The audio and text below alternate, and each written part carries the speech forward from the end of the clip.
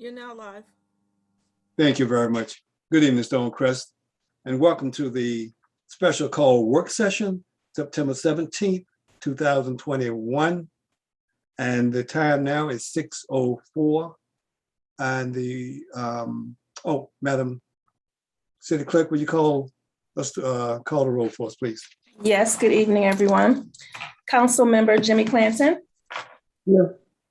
Council Member Rob Turner. Ms. Isom, Rob is trying to get. Angela, can you check for us? No one's in the waiting room at this moment. He said he'll tune in. We'll come back to him. Okay. Council Member Jasmine Cabo. She was just on. I have to admit her back. Okay.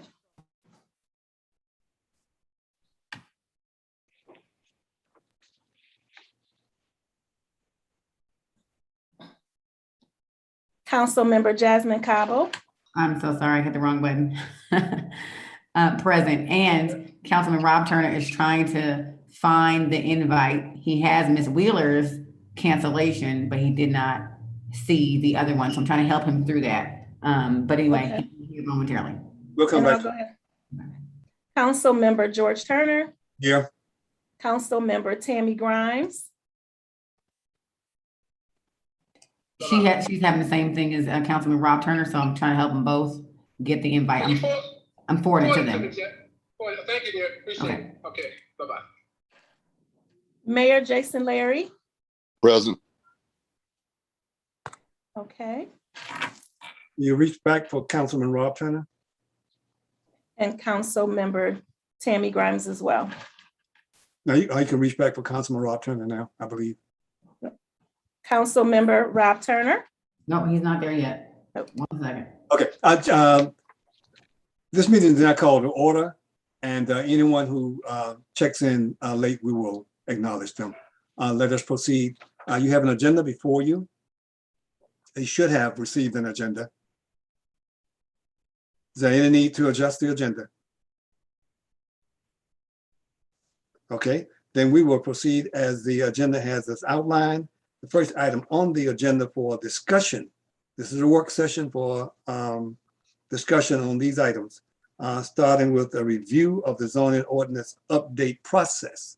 Madam City Manager, are you going to do that? Okay, as soon as you unmute, you'll do it. Yeah. Yes, Mr. Somerville is going to handle our agenda tonight. Great, thank you. All right. Well, thank you, everybody, and good evening, City of Stonecrest.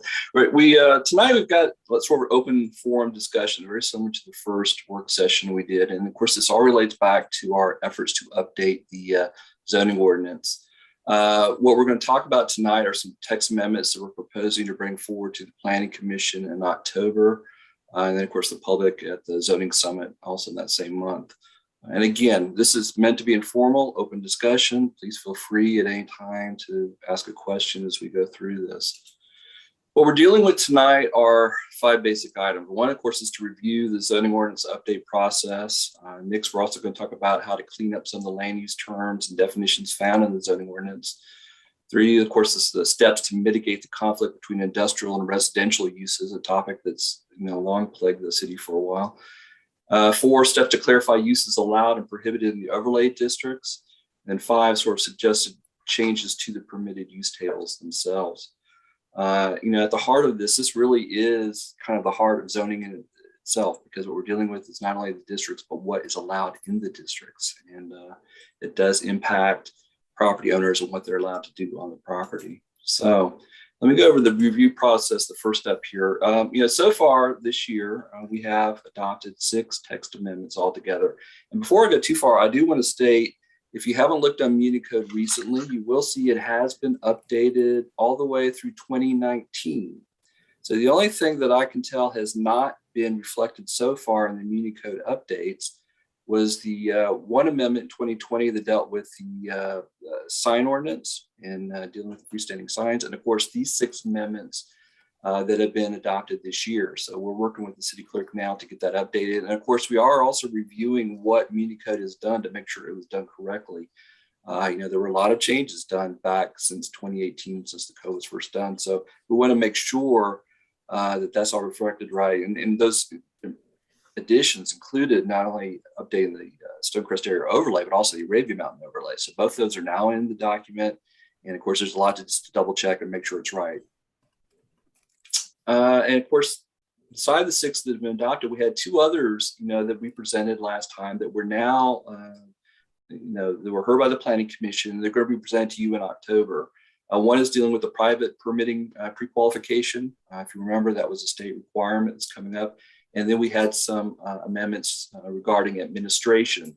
The council again deferred their decision to city council, primarily over the issue of stipends for board members. They felt that was an issue they didn't want to weigh on directly, but they did feel it was important. Here's the overall schedule. Again, this is where we are. As you see, we're kind of, I originally called it a 3rd round, but really it's almost the 4th round of changes we've had right now, starting this discussion. And again, the intent is for these to go to the Planning Commission in October, depending upon what you all say tonight, of course. Then go to the Zoning Summit later in October, and then finally go to Planning Commission or to City Council for work session and regular meeting in November. After that, we've only got one other round, and that's dealing, frankly, with the supplemental use criteria and the site design and building forms, and then other remaining items.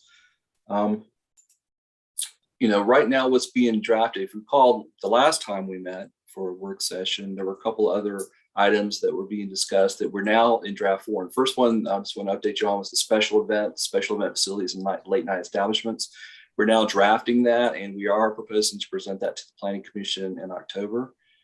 There's the community council discussion we had. If you recall, the direction I believe I got from council was that we would bring this as sort of the last round of adjustments, or as we'll go to the Planning Commission in November and come before you in December, giving the community planning information meetings that we started a longer trial period. We'll just see. So we'll present what has already been drafted, and of course you can either take action in December or decide again to postpone that if you think that the community planning information meetings are working all right.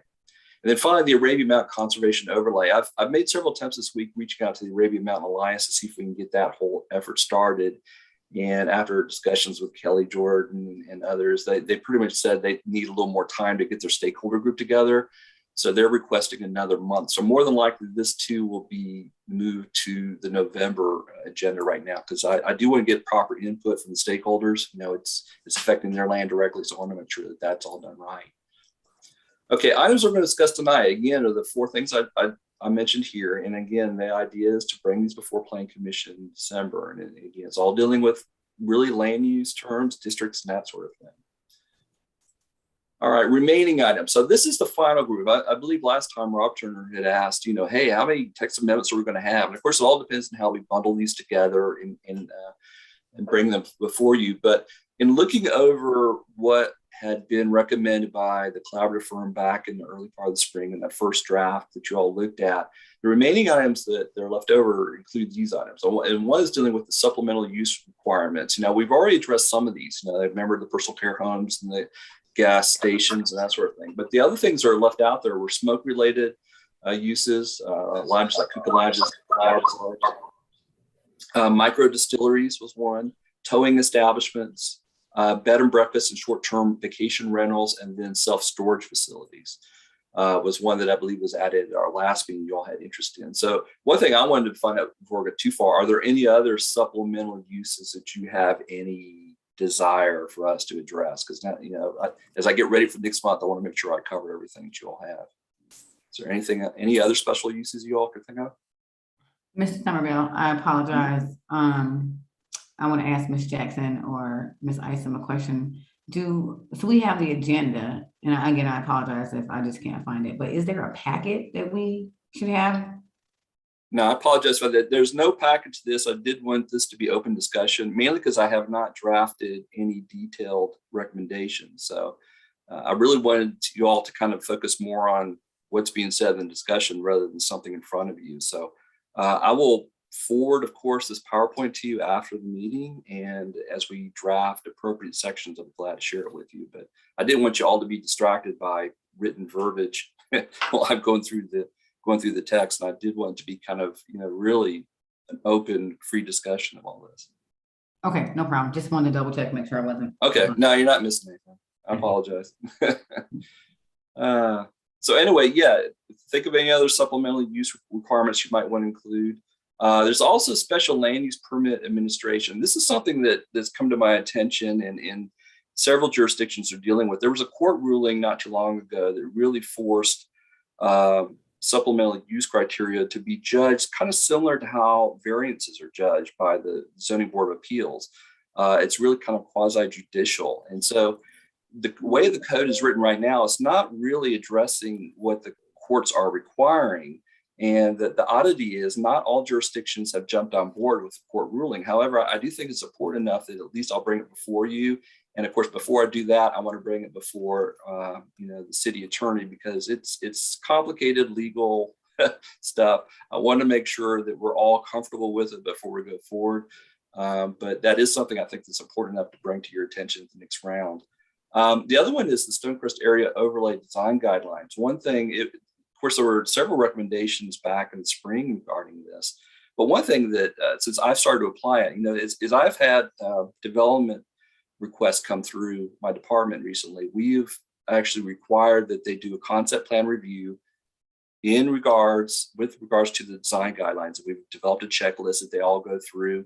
And the things that have come out to me, that really point to me is kind of problematic, and it also was pointed out by our city engineer, Tommy Dell, is the way that the design guidelines treat residential properties within the overlay district, particularly when it comes to street design and that sort of thing. So we've got a number of recommended changes we would like to include to that I'd like to bring to you at your next meeting. Right now, the way the code's written, it kind of gives the director sort of carte blanche ability to interpret it any way you want to, but I want to make sure that developers or anyone who comes through and sees these guidelines has a clear understanding kind of our expectations. So we are proposing to have some changes there. And of course, the original recommendation was to include that as part of the zoning ordinance. And that's still a question too we may want to have. Do you want it just referenced in the code or actually embedded in the code? And we can do it either way. Now, we have added the design guidelines to the website. So they're all up there now. So if anyone wants to view them. And then finally, reorganization of the code. There was a lot of, housekeeping matters, you might say, that were part of the original proposal. One was splitting Article 5 into two articles. One dealing with site design and building form, the other one dealing with building materials, form, and configuration. So I wanted to find out whether or not that is something you all still want to do in terms of splitting it up. To me, it's truly a housekeeping matter. It may make it easier to follow through, but I don't think it's essential. So before we go too far, I do want to get some feedback from y'all on any one of these matters. In particular, do you want to do the reorganization? Are you comfortable with us presenting design guideline administration? And of course, if there are any supplemental uses you would want us to also add to this list.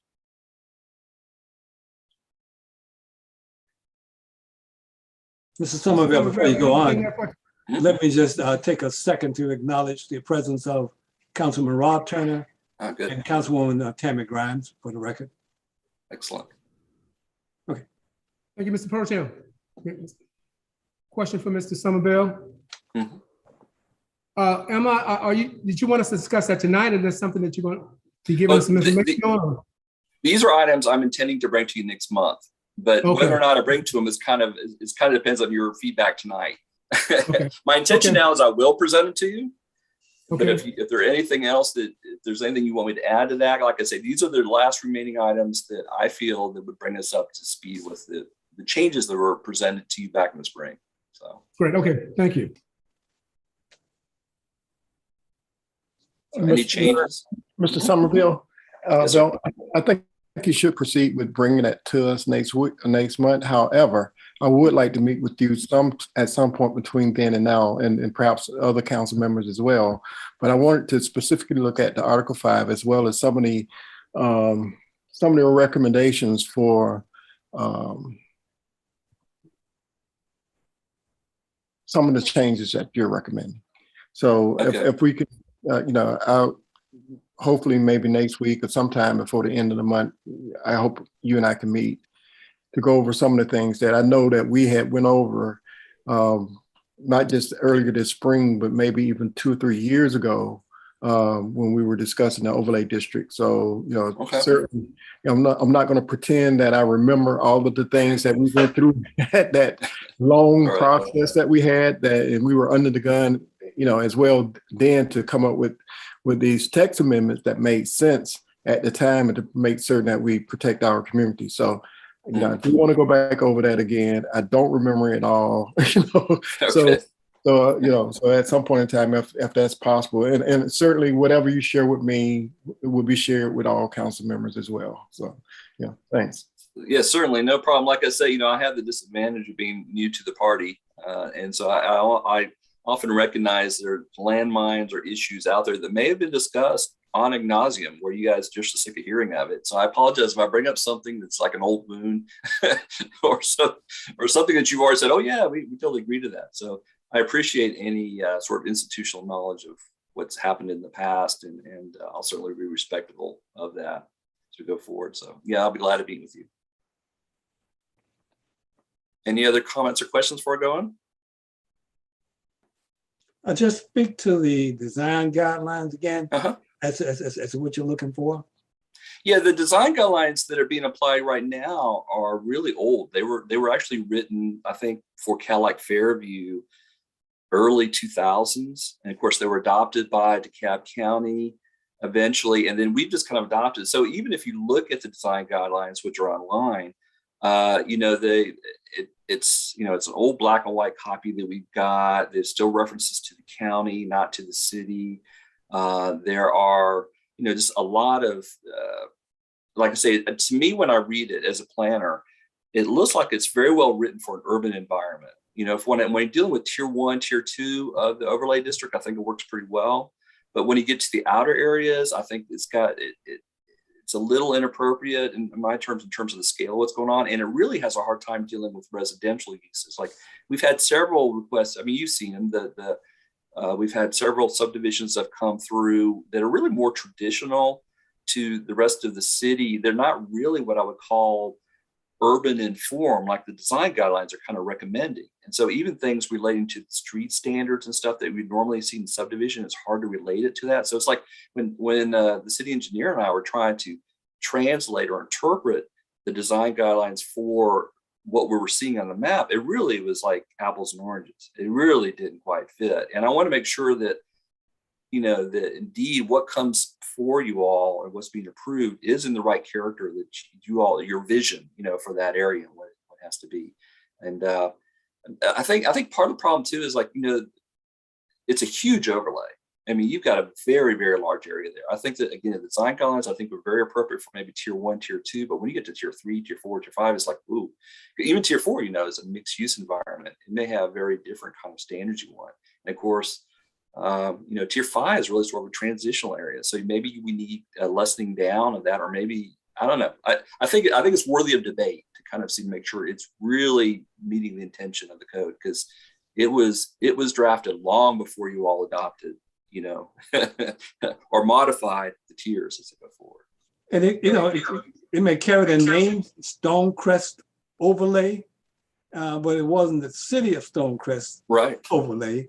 DeKalb County gave it that name because of the Stonecrest Mall area. And the question is, how well does it fit now that we're a city? So yeah, it's going to require a deep dive. Yeah, I think so. I really do. And I think it's an important part of, particularly because really that's your city core, right now, that's your city center. So we want to make sure that, we're designing or we're allowing development to come in that's appropriate for that scale, as we go forward. So, all right. Well, any other questions before I move on? Okay. Mr. Somerville? Yes, sir. Hey, if you don't mind, I just wanted to give you kind of a 10,000 foot real quick of what's on my mind about this whole thing and where we achieve from here. There is a certain balance that we've been looking to attain since we've been incorporated. and quite frankly, even before we've become incorporated.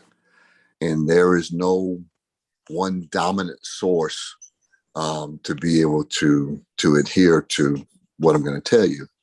So my goal for you is at this whole end of the rewrite, I want the balance to be why we incorporated as a city to start with. And that is the balance between good commercial, good industrial, good housing. And so that they don't encroach and infringe upon each other.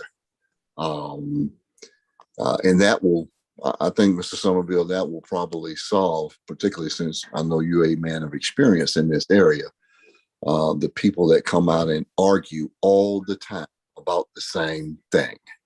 I don't want this. I don't want that. This shouldn't be here.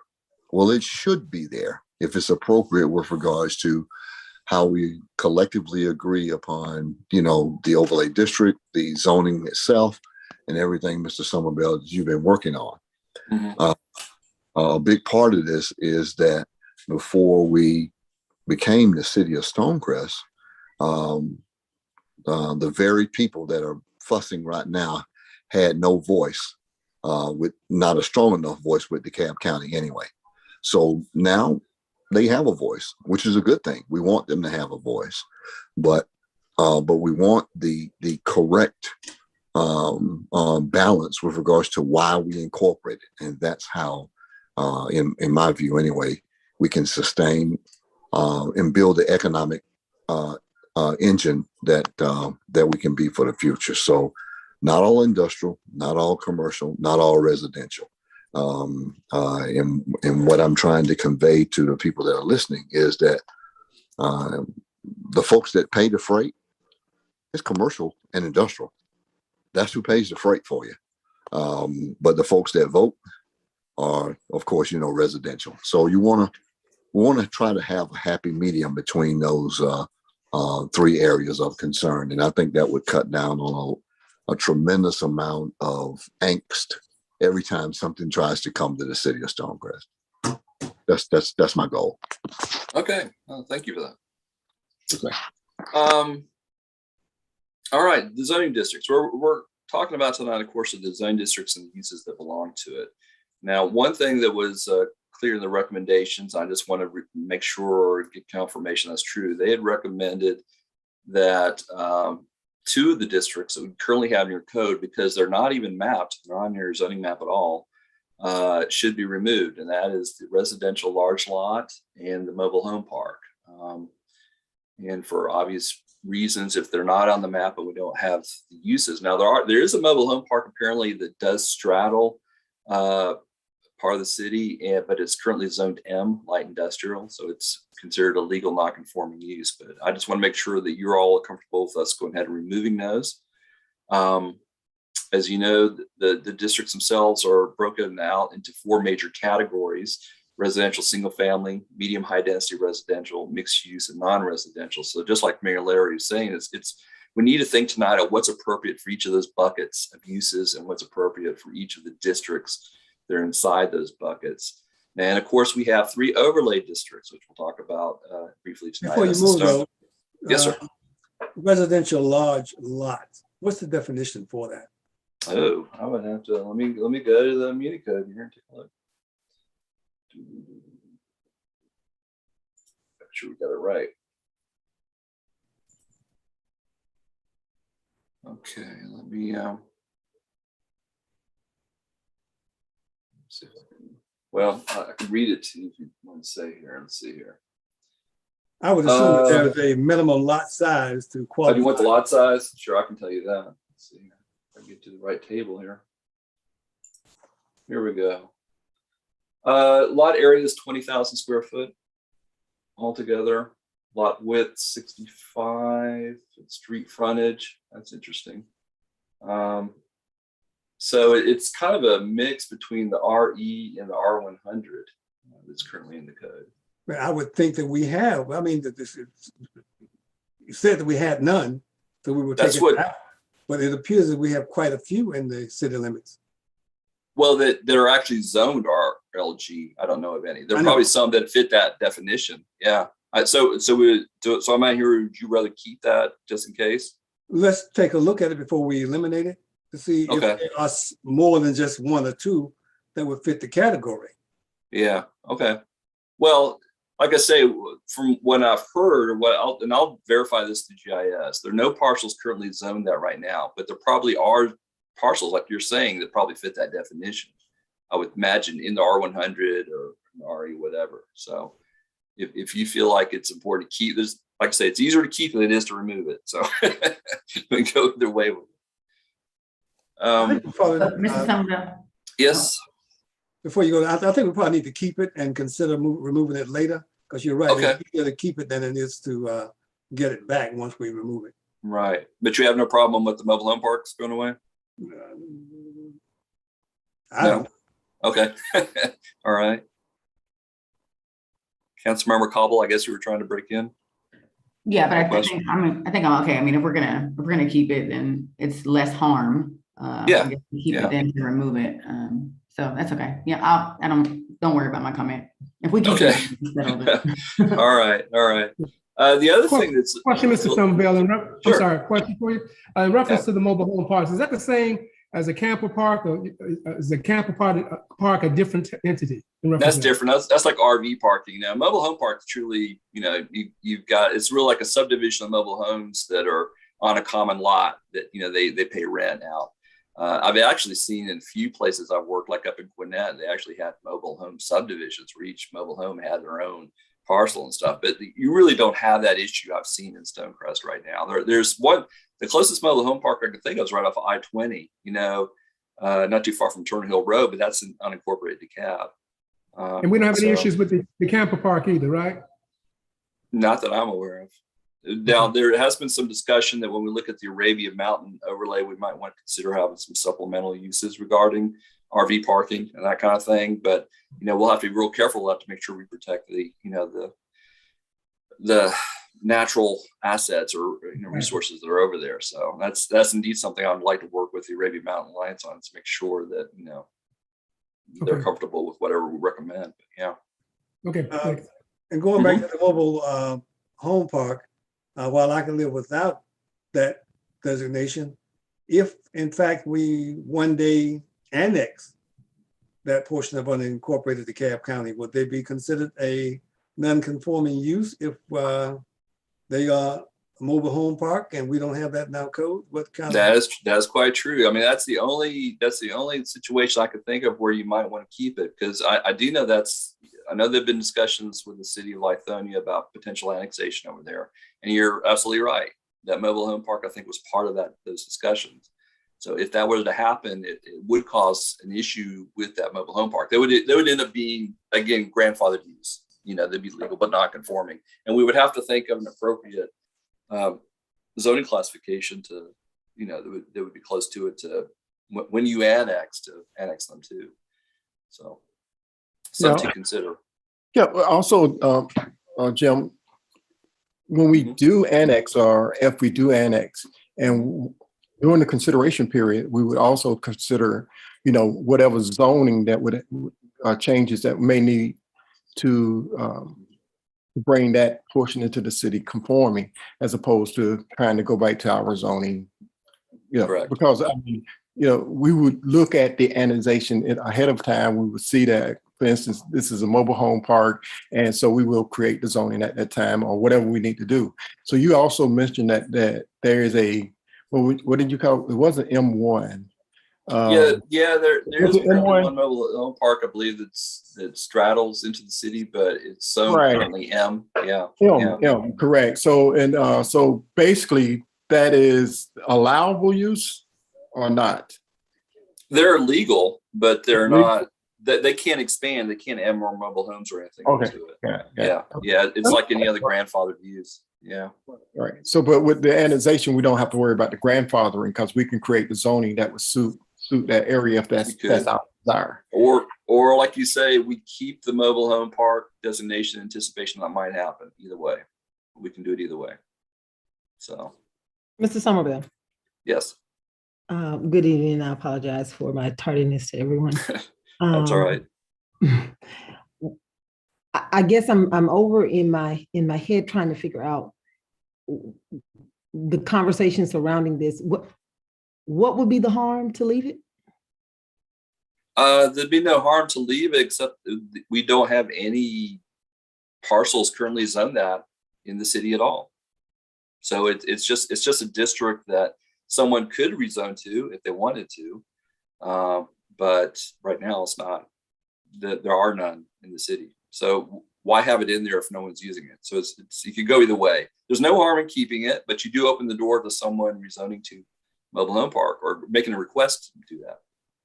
So then is the question whether or not we keep it or whether or not we have an issue with it potentially ever? Yeah, well, yeah, I guess yeah. That's my question. That really That's is my the question. Yeah, That's my question. There's no harm to leave it, Right. and if we don't ever use it, oh well. And I know we're in the process of cleaning and making everything tidy, if you will. But if it's no harm, I don't know why we have no. I'm just trying to figure out the conversation about or the length of this conversation about keeping it. And the large lot piece, could we have some of those parcels and they just be misidentified? That is a possibility, or indeed you may have someone who would want to rezone to large lot if they wanted to, you know.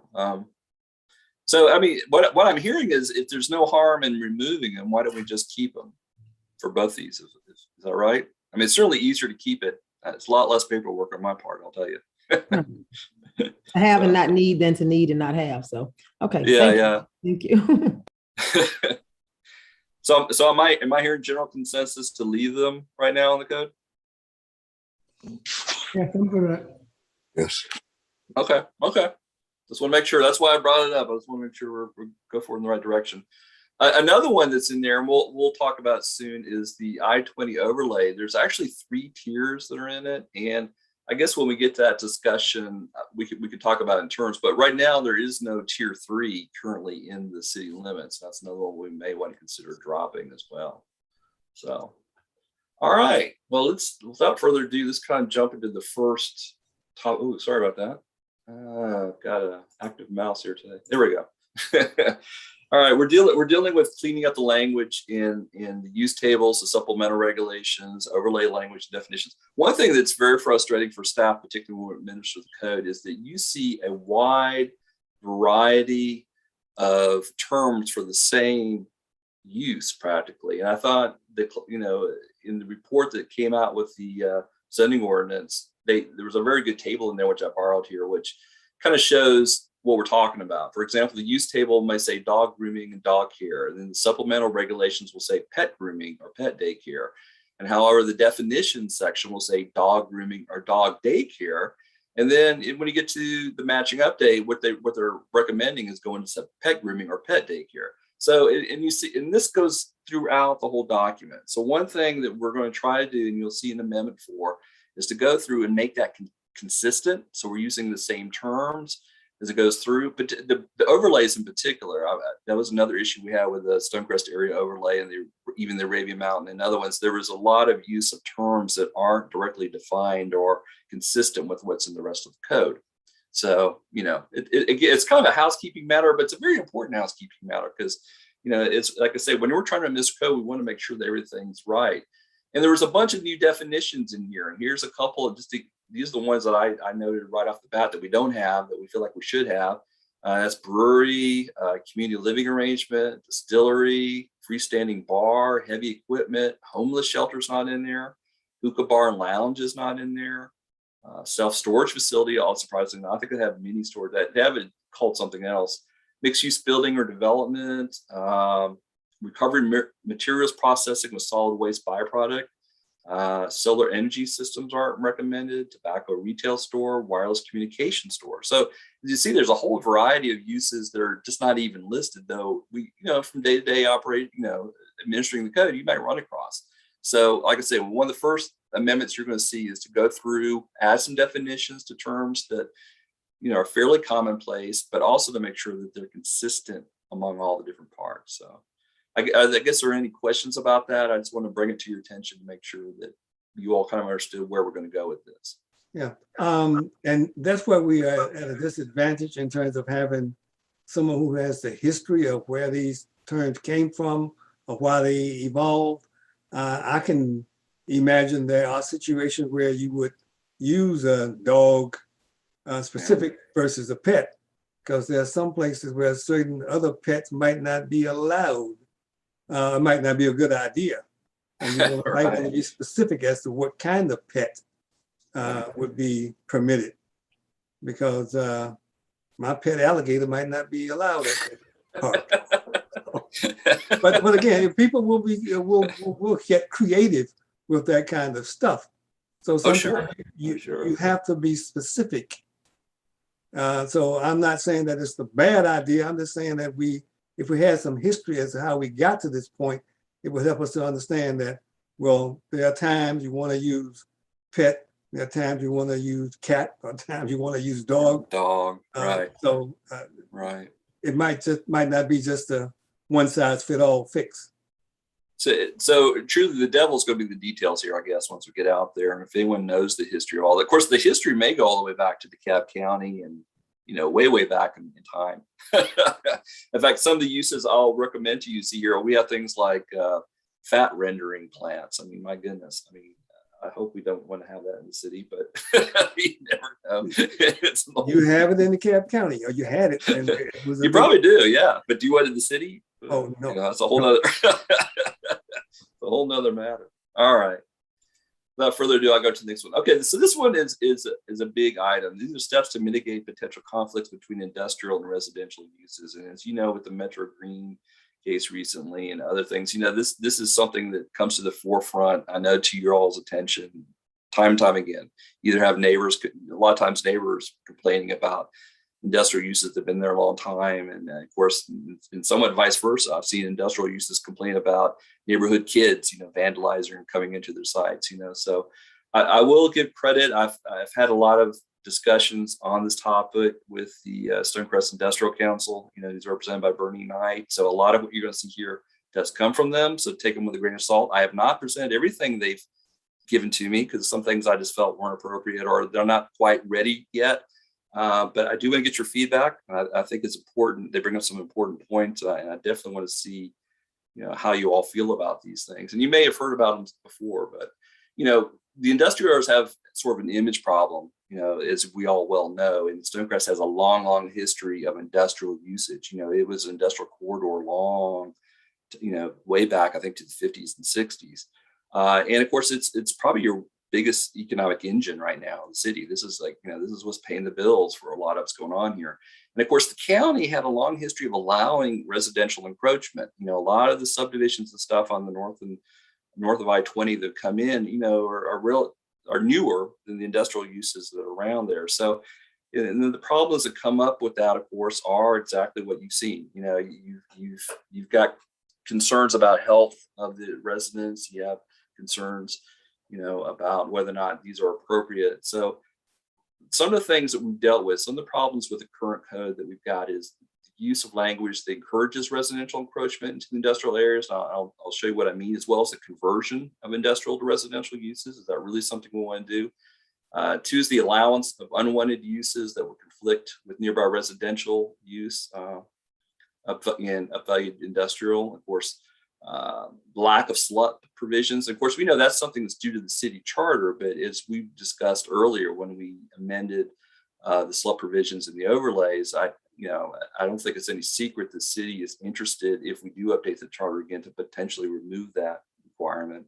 So do we make allowances in the code now to go ahead and handle the eventuality that SLUP exemption for industrial uses in the industrial areas will be taken away? The other one, of course, is gravel parking lots. You all did include an amendment not too long ago for that, but there have been some concerns about, just the aesthetics of it and maybe tightening those codes. And then, of course, allowing some more intensive uses that should be removed or prohibited. And I've actually kind of moved that whole discussion to the end when we talk about uses in general. But again, it gets back to these fat rendering plants and stuff. I mean, should they even be allowed in the code at all? So, and of course, there are locational issues. You've got older residential zone districts in the middle of the industrial areas that, quite frankly, aren't really being used, or some of them, a good majority of the residential lots aren't being used for residential purposes. They're really being used by industrial. So can we come up with a way of, reverting those zoning designations? And then, of course, a lack of appropriate buffer requirements. That there are requirements, of course, in the code regarding industrial next to residential, but the recommendation I've heard, and I don't think it's a bad one, is should we have buffer requirements when residential comes in next to industrial to make sure that you have a bigger safety barrier, or to mitigate potential impacts between the two uses. So first of all, when you just look at the statement of purpose and intent that's in there, there's a whole bunch of language that allows for the conversion of industrial buildings in the M district to multifamily. And is that really something you want to have? I think the idea of just deleting that statement of purpose makes a lot of sense. I don't think it's appropriate and necessary to have apartments in the middle of an industrial area. And then, of course, conversion of buildings to residential, prohibiting that as well. I mean, the sections of the code in there really, again, it's more of an urban thing. Like when you're in an older industrial area like Atlanta, you do see some of these conversions of old industrial buildings to, say, apartment flats or all that. But the industrial buildings we have in Stonecrest, really, they were built like, 60s, 70s, 80s. They're really large warehouses, not in the old traditional sense of those done around the turn of the century. But honestly, they're made for trucking, as they come in and out. And is that really appropriate for that to have residential and those potential uses? And again, Mr. Somerville. Yes, sir. Mm-hmm. Are you? I mean, it sounds like you're talking from a slide, but we're not seeing it. Is that the case? Oh, you're not. Oh, no, we're not. Slide? No. Oh, what happened? No. Sorry about that. Yeah, that's okay. I didn't realize the slide went away. Hold on here. There we go. Actually, it was never up. Okay, so. That's why I asked about the packet, because I was like, surely. So have you not seen any of the slides up till now? No. Oh my God. I feel like I should go back and revisit everything. You probably should. You should probably go back to the beginning of this presentation at least. Because I'm like, okay. I apologize. Yeah. Because I'm looking on the internet and I see some of the stuff that you're talking about from a different source. But I'm like, okay, wait. That's why I asked about the packet. Yeah, because I was like, there's got to be something he wants us to There's got to be something I'm showing here. I totally apologize. I wish someone said something. Man, okay. Yeah, I mean, just as a quick flash to let you know what's going on here. I mean, here's my meeting agenda format. Here's where I showed the zoning map, what we're going to talk about. These are the text amendments we've done so far. And here's the overall schedule. We talked about, how to finish everything up. And of course, here are the remaining items where we're going to head forward next. These are the supplemental. This is the requirements I was talking about, what we want to hit next month altogether. And here's where we're talking about the removal of certain districts, what's in the current code right now, and all that. So now we're basically caught up.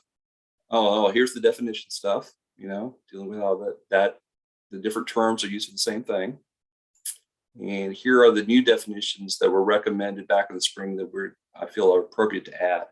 So sorry about that. I wish, I didn't quite understand the nature of your question. I thought you were asking just about the packets.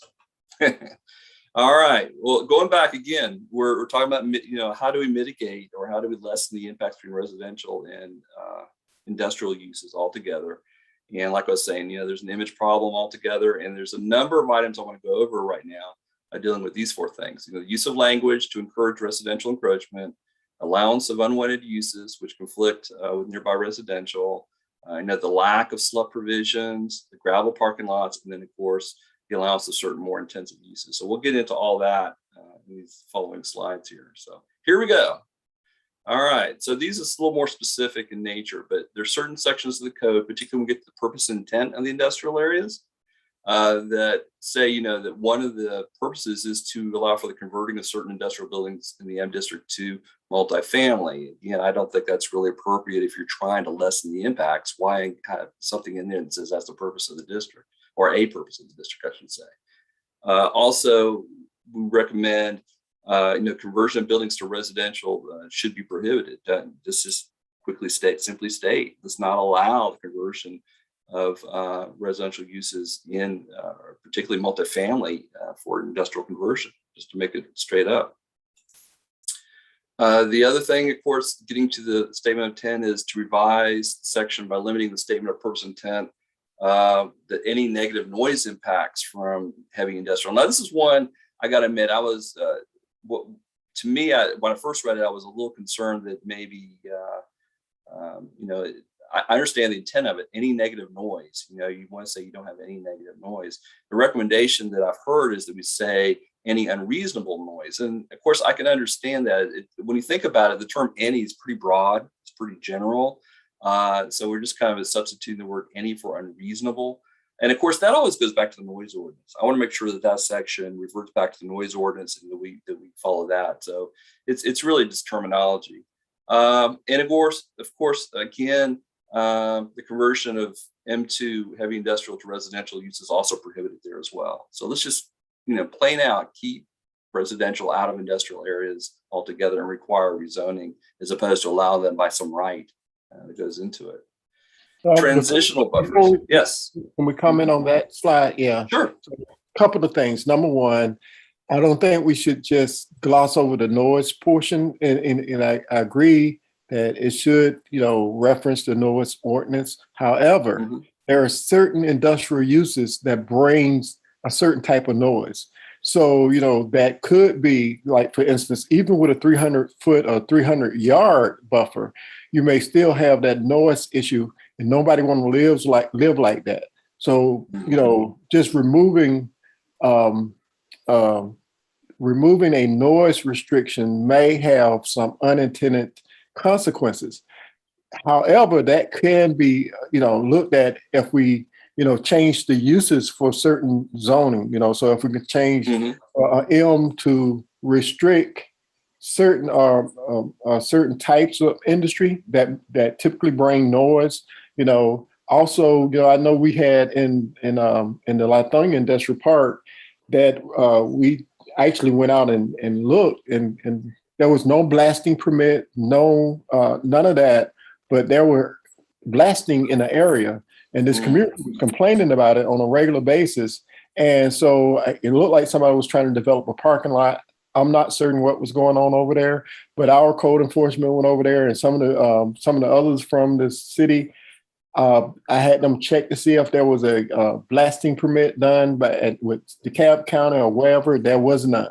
So I don't know what was going on, but whatever it is, we really have to look at the noise thing. It's there for a reason, and we shouldn't just, any is broad, but we definitely need to, look at the noise. Yeah, so maybe as part of this, we can look at better detail at the noise ordinance and make sure it's meeting your needs in terms of industrial uses. Because I agree. It's not a concern we don't want to totally gloss over, but at the same time, I do understand that any is kind of a super broad term. To me, it's more important. And of course, this is just a statement of purpose and intent. It's not a hardcore regulation itself. The hardcore regulation is what's in the noise ordinance and specifically what we do to get to that purpose or intent. So. Yeah, let me ask you. I'm sorry. Go on, Councilman. Finish, please. Yeah, my final point was the last sentence, paragraph, or bullet where it says the conversion of buildings in M2 heavy industrial district to residential use is prohibited. But after that, I thought I heard you say something to the effect that that they shouldn't be allowed by right or something to that effect. No, they should not be allowed by right. I'm saying we should not allow apartments or residential conversion by right in M2. You said conversion? Yeah, the conversion. Or it's like take an old industrial building that was used for some heavy industry and allow them to convert to apartments. I'm saying we should prohibit that. Oh, okay. I'm good with that then. Thanks. Yeah. And for obvious reasons, there could be environmental issues with the site, particularly if it's used for heavy industry. It may not be safe to just even do the conversion. So. Okay. Mr. Somerville, let me go back real quick to that just for a moment, that point in reference to noise. Now, we're just talking about buildings that will be situated there or stationed there, or we're talking about, just for an example, because I get permits or I see permits of explosions and noises with film companies coming in, maybe for a couple of days or 3 days or whatever. Is that also inclusive of that, or will that be under some other area? Well, again, it goes back to the noise ordinance. So it would be inclusive of that situation. Of course, anytime we know a film's going on, we do our best to notify all the authorities and of course surrounding neighborhood to let them know that noise may be impacted, not to be alarmed, that kind of thing. So, I think there are exceptions to the degree. I mean, again, it gets back to, is it unreasonable as opposed to any? So, yeah, I mean, there are situations, I guess, in which, you might allow it on a special situation, but even then, it should all revert back to the noise ordinance. That's really what we should be relying upon, in my opinion. Okay. All right, here's the concept regarding transitional buffer zones, or transitional buffers in residential parcels. The idea is to add a new section of language to impose undisturbed transitional buffer zones of 150 feet on new residential construction, which is adjoining industrial zone parcels. So right now, if you look in the code, there is a requirement for buffers, of course, in the industrial zones when they go next to residential, but nothing on the other side. So this is kind of like, making sure if you combine the two, both of them had a buffer, you'd have at least 300 feet there, which is pretty consistent. It's a football field between the two. But, that's a concept. I mean, what do you all think? Is that a reasonable idea to impose a buffer requirement? And maybe that's excessive. Maybe 150 is excessive.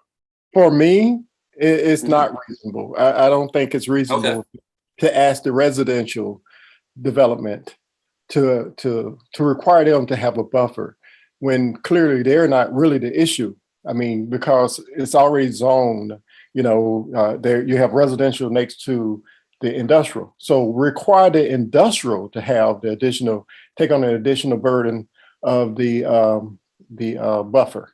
So if you want a 300 foot buffer, require that from the industrial, which I think is the way it is now, if I'm not mistaken, as opposed to splitting it and really, we reduced the use for residential.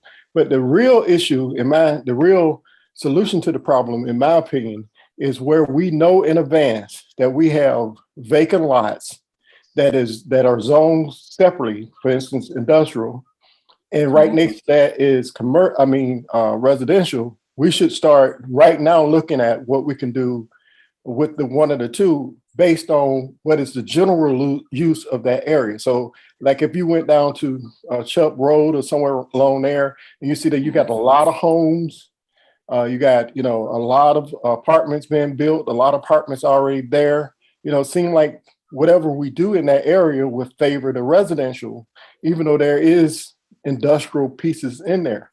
But later on, my whole thing is, I think, and I've discussed this with some of the members in the industrial park, some agree, some don't, that really above Covington Highway,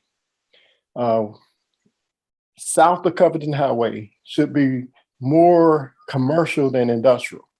Because we have as you said, we got probably one of the largest industrial parks in the county, if not the largest. And when you look at Panola Road, it's even larger. So our city is, I think we have exhausted, well, I don't want to use exhausted, but we have contributed enough to the industrial growth in the city of Stonecrest. And, that was one of the things that South DeKalb have had an issue with from day one with DeKalb County. It seemed like all the industrial usage was dumped down here in South DeKalb.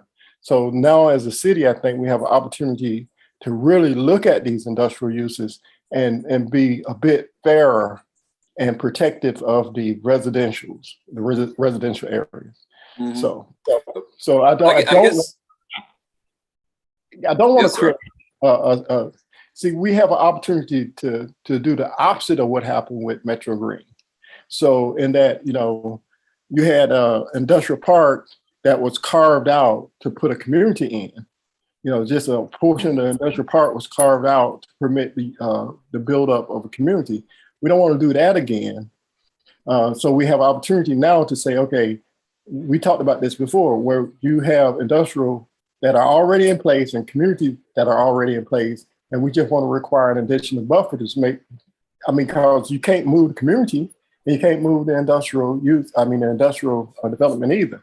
But where we have vacant lots, and this is particular to vacant lots. So we have vacant lots where there's no build up, residential or industrial. We have an opportunity to do something to help protect our citizens first, you know, so it's people first, really, you know, and yes, I do know and understand, as you and the mayor pointed out, that, you know, the industrial parks pay the bills, so to speak, but, you know, it's the citizens, the bills are for in the first.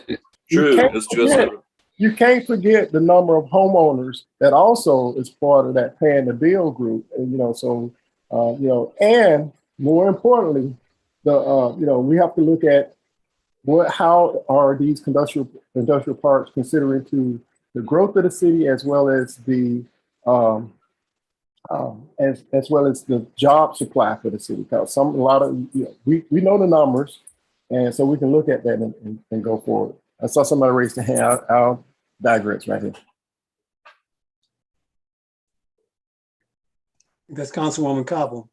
I figured out how to use that reaction timer. You said 150 feet. You said that was roughly, well, I'm sorry, let me go back. I agree that the onus should be on the industrial side, not the residential side. So I'm gonna say that to create that buffer. But you said 150 feet was roughly a football field? No, if you add two, if you had a buffer on the residential and you had a buffer on the industrial, you're talking a total of 300. So that is roughly a football field. Okay. So yeah. I guess certainly all of it should be, the onus should be on the industrial side to create that total buffer, and not on the residential side. What about situations where industrial use is already in place? They didn't build a buffer when they built the use, because I guess the land next to them probably was industrial, and now it's being rezoned to residential. So if the residential doesn't build a buffer, there is no buffer between the two uses. If the residential. Is that a question for anybody? Because my point is, a buffer can only be built on something that's being developed, not on something that's already there. So like if a residential development came in next to an unbuffered industrial use, you can't make the industrial build a buffer, but you could make the residential build a buffer. So then what you're saying is the language should be more so about whatever the zoning designation is on the parcel that's being developed, the onus should be on that parcel or that applicant to create that buffer. Yeah. It's just kind of a practical approach. Like I say, I can't make someone who's already there build a buffer, but I could make someone who's coming in build a buffer. Yeah, but I'm sorry, Councilwoman Carver was talking. No, go ahead. I'm done. Yeah, my thing is that's not, in my opinion, that's not reasonable. Because now you're saying, you said that a 300-foot buffer, 300 feet buffer is ideal. And if a residential is built next to an industrial use, is the words that you use, then we're going to tell the residential to just do a 300-foot buffer because we're already saying that the industrial has already been built out with no buffer requirements. So now you actually I'm not saying residential would be 300 feet. I'm saying potentially if both sides had a buffer, you could have potentially a 300-foot buffer. But if there is no buffer on one side and say residential came in and they built a buffer, it would only be 150 feet. But maybe even that's too big. I mean, maybe it should be 100 feet or maybe 50 feet or something. Like, typically it's like 40 feet is what you see between commercial and residential. Commercial, but commercial. So that again, we got to keep these terms straight. Commercial is a totally different story in my world. Commercial, it is. The buffer can be small. That's okay. But industrial, that's different. So I thought we were talking about industrial use. So if we're talking, I was just showing the example of what the. Okay. I'm sorry. Okay. Yeah. Again, I totally agree. We're only talking about industrial right now. Yeah. So in a perfect world, if neither parcel was developed, if it was zoned residential on one side and zoned commercial, and look, you got me saying commercial.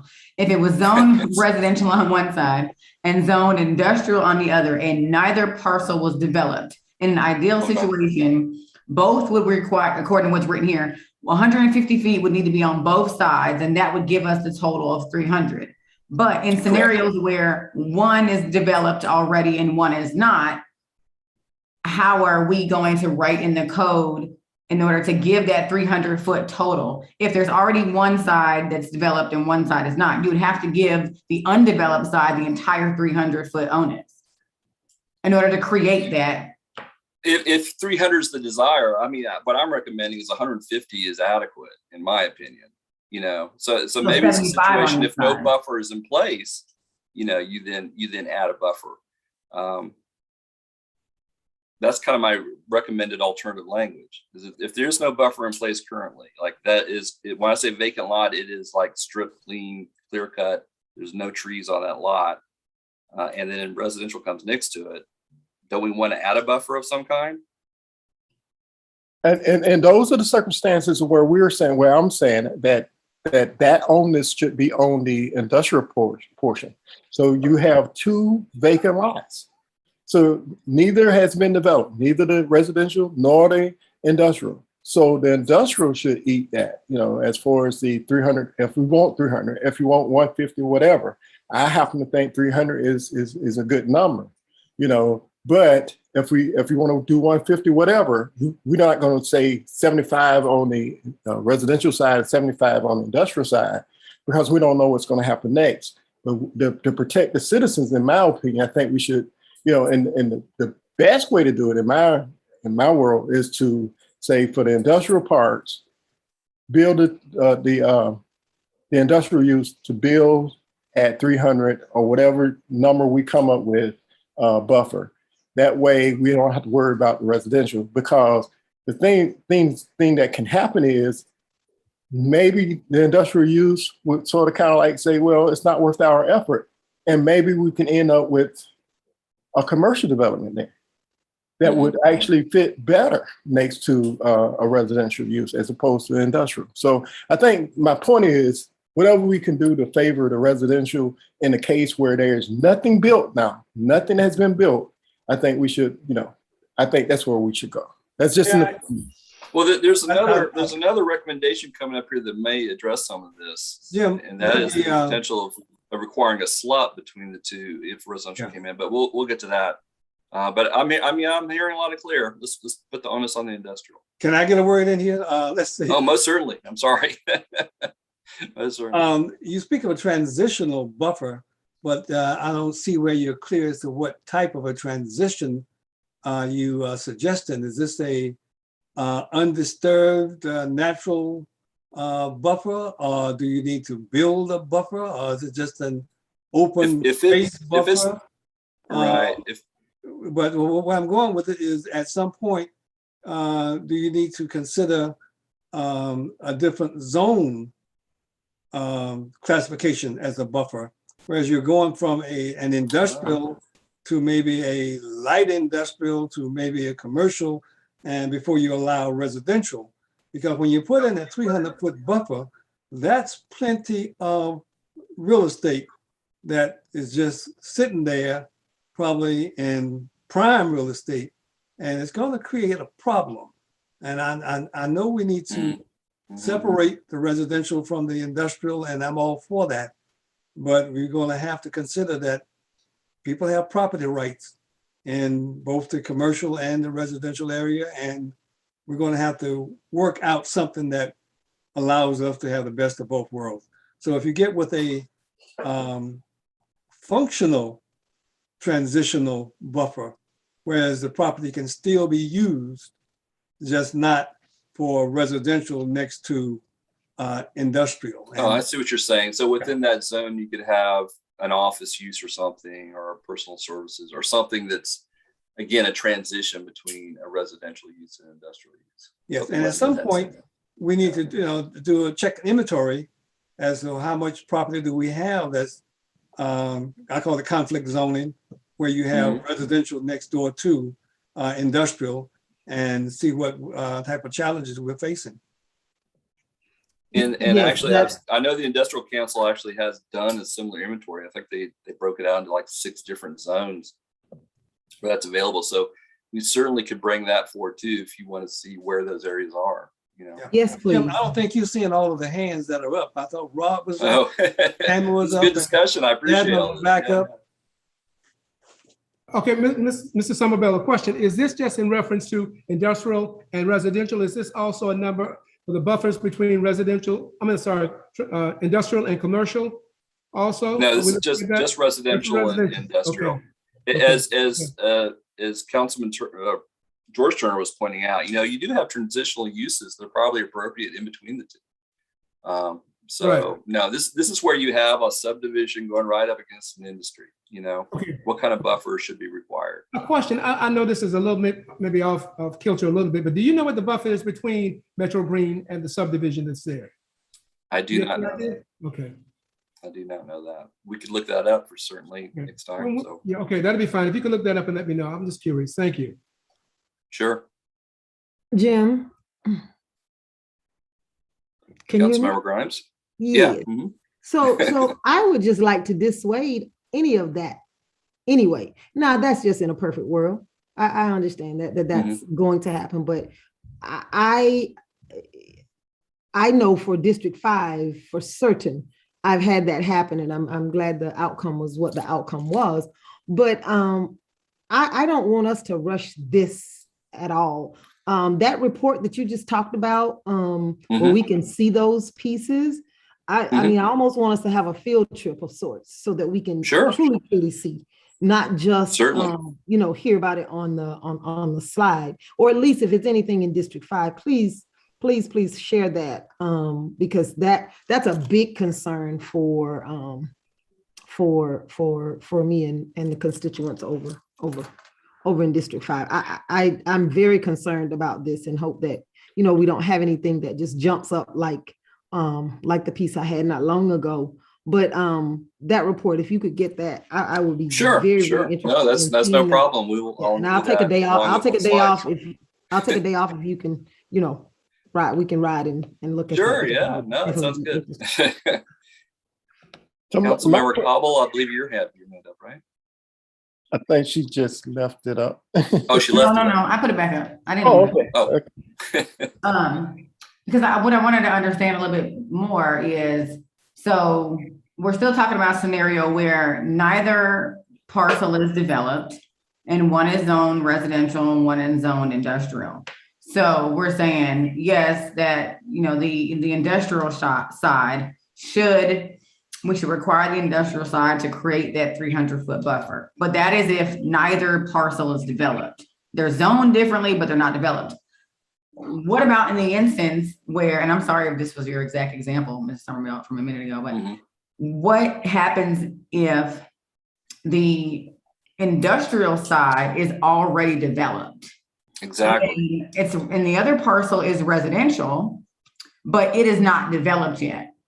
Right. We cannot go back, or let me phrase it, can we, which maybe is no, but if we were trying to apply this same theory, it would be difficult to go back to the already developed industrial, right? And say, hey, now create a 300-foot buffer because the residential parcel is getting ready to be developed.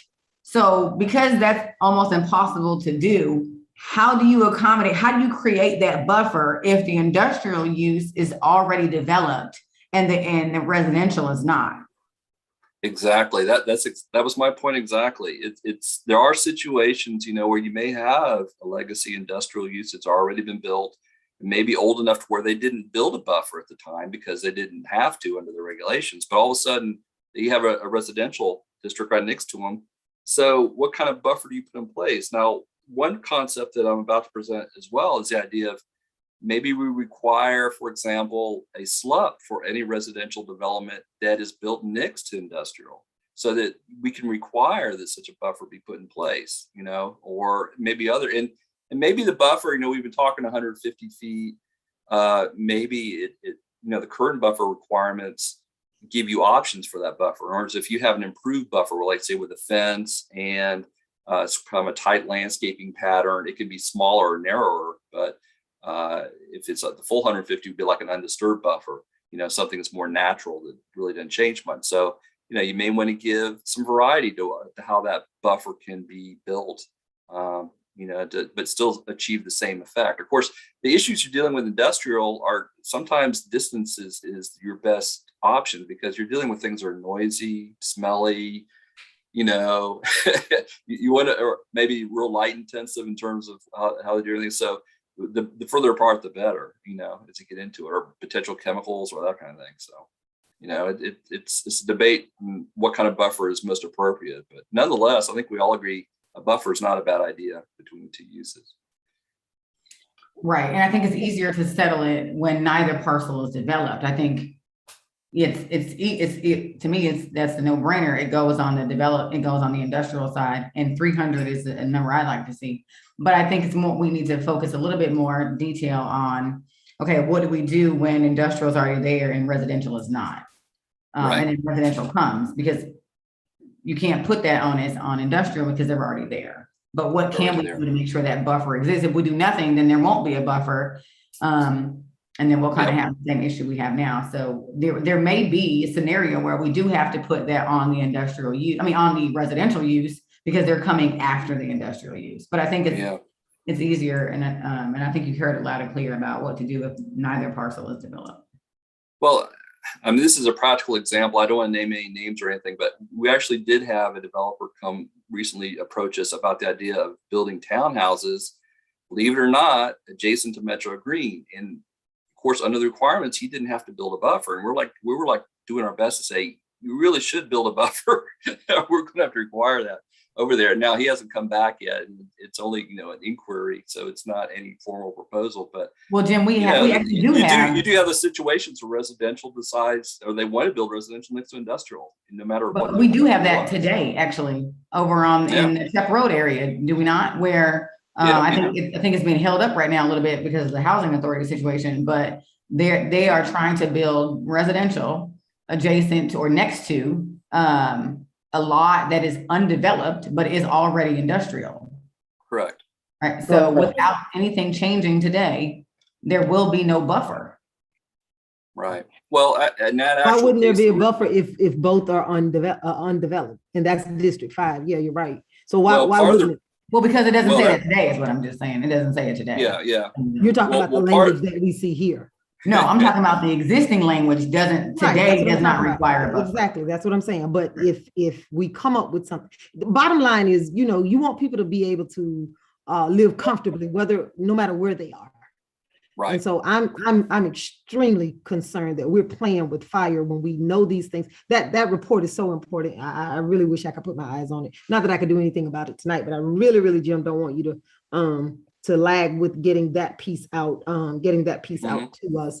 But I mean, the 300 should just be there. I'm sorry. I think that's a level of comfort.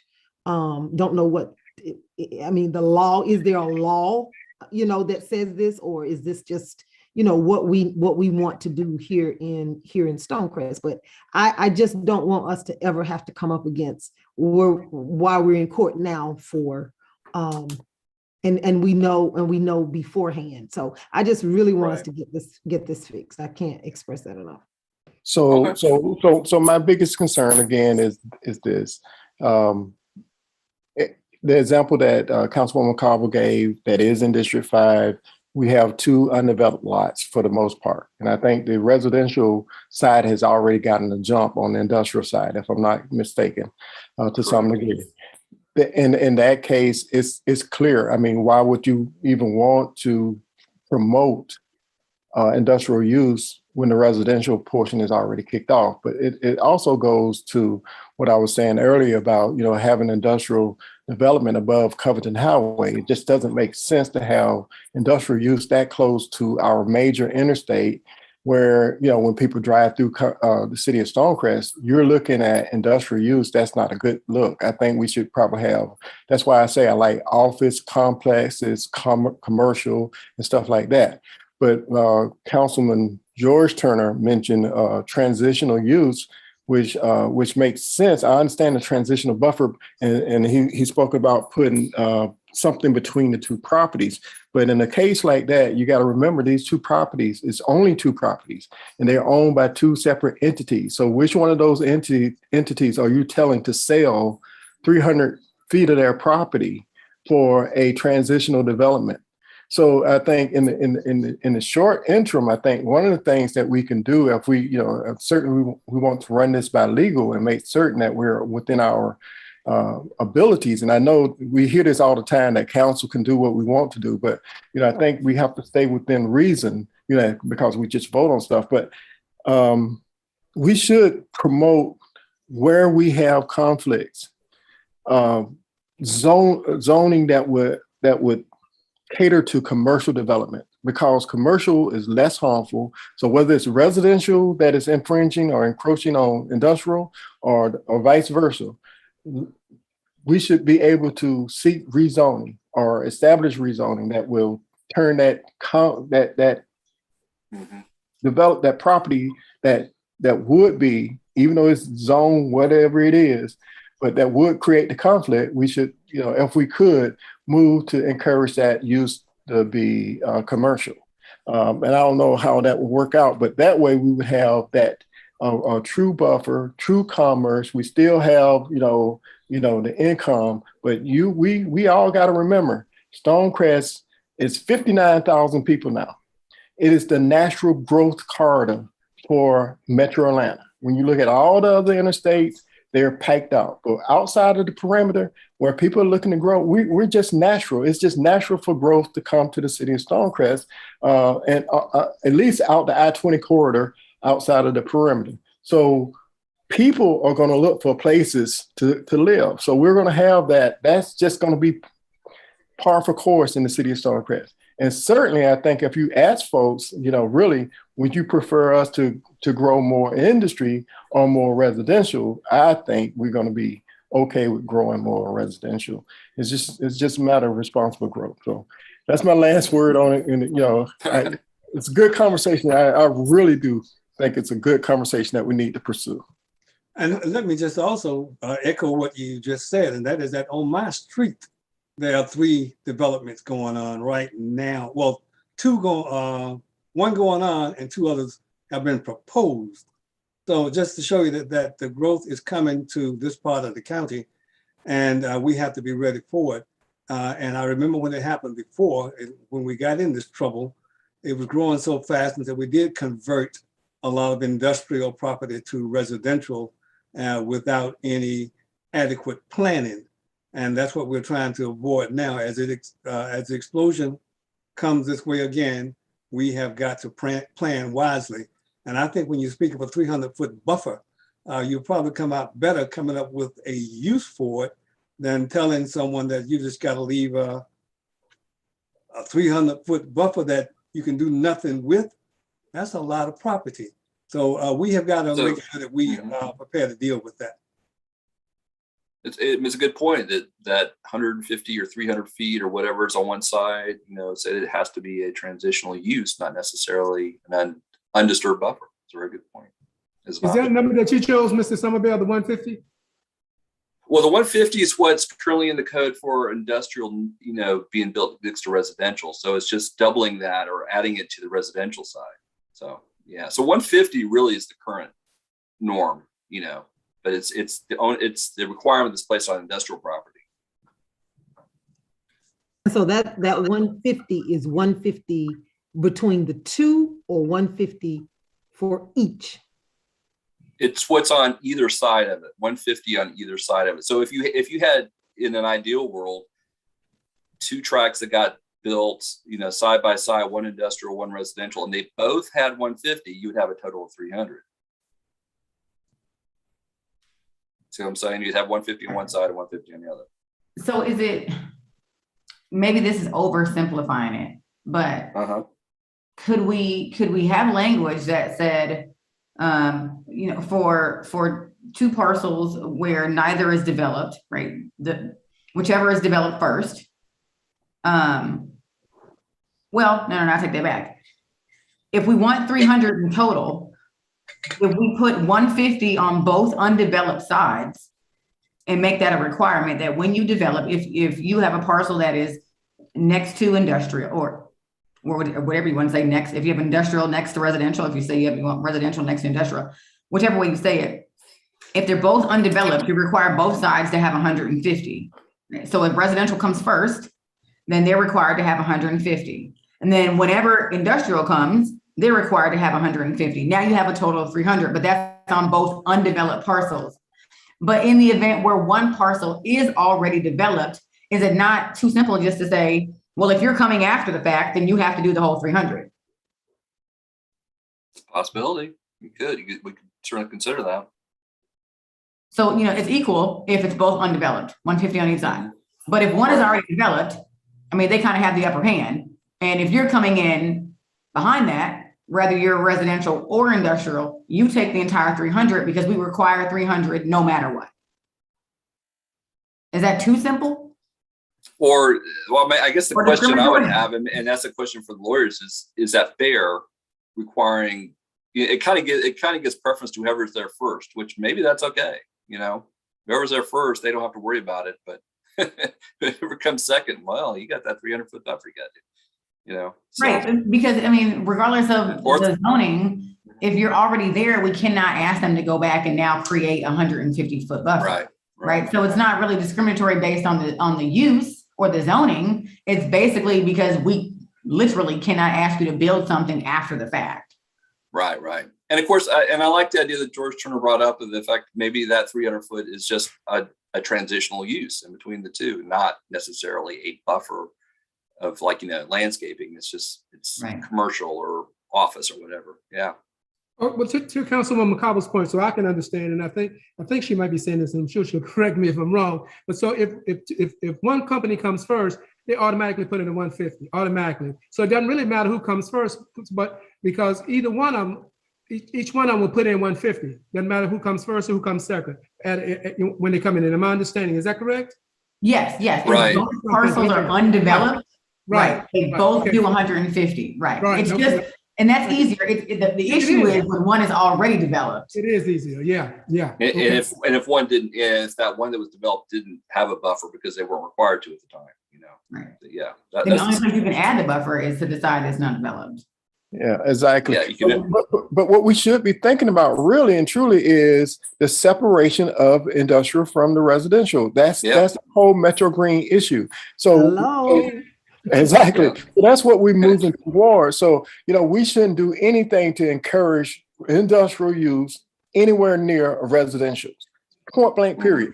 So, we know where these lots are. We know where every use is in the city of Stonecrest. So if we look at the industrial uses and we see the ones that may be problematic when we start looking at our zoning and making certain that we separate industrial use from the residential use, we can set our, perimeters, go back and say, hey, we want to provide, either change of zoning again to make that industrial commercial or to make the residential commercial something that both sides can tolerate.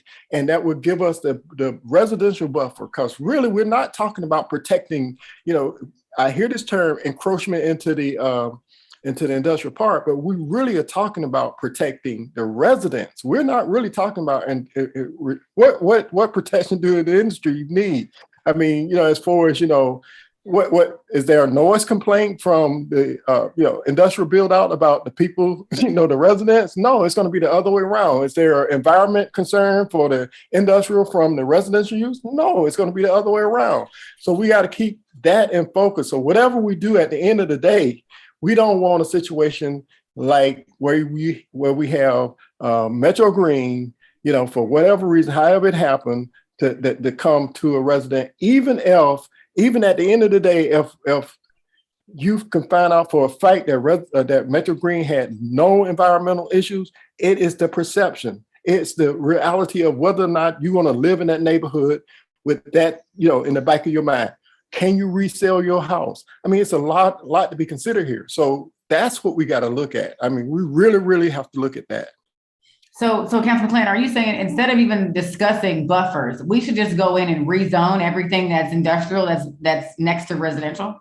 as much as is legally possible, Oh, you okay. know, one way or the other, you know, and again, it may entails turning residential into that was zone residential into rezoning it into commercial, or that which was zone industrial, rezone it into commercial to create a true buffer between residential and the industrial parks. And again, I say, you know, we got the biggest industrial park probably of any city in South DeKalb. We're the biggest city, and I guarantee we probably got the biggest industrial park.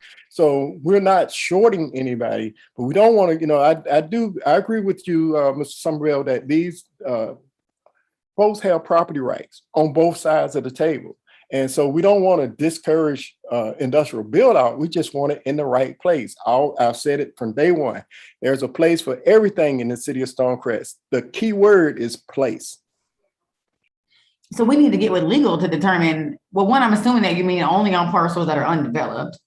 Because I can't imagine rezoning something that's all, I can't imagine Absolutely rezoning. correct. So yeah, You're you gotta be correct. talking about, undeveloped. Absolutely. Yeah, And yeah. then we would need to get with legal to see, is that legal? Can you rezone?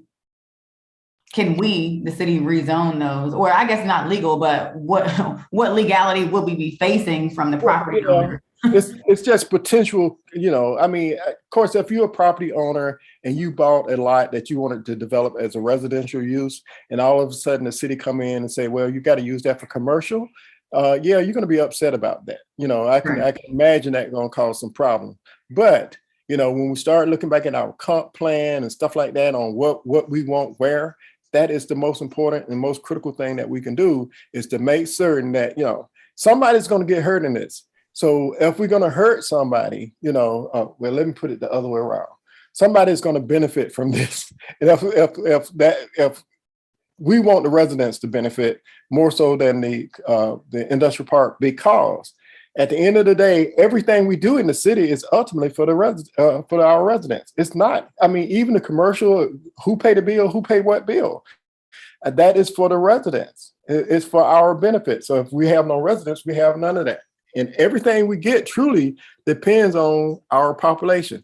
SPLOST money, the ARPA or P, whatever it is, all these funds come in, even the, you know, well, we all know how that works, but all that. Preaching to the choir. Yeah, I know, I'm preaching to the choir, exactly right. So we just need to give Mr. Somerville some marching orders, I guess, is what I was trying to get to. What are we asking him to bring back or research? Is it the legal implications of changing the zoning for the undeveloped parcels that abut residential?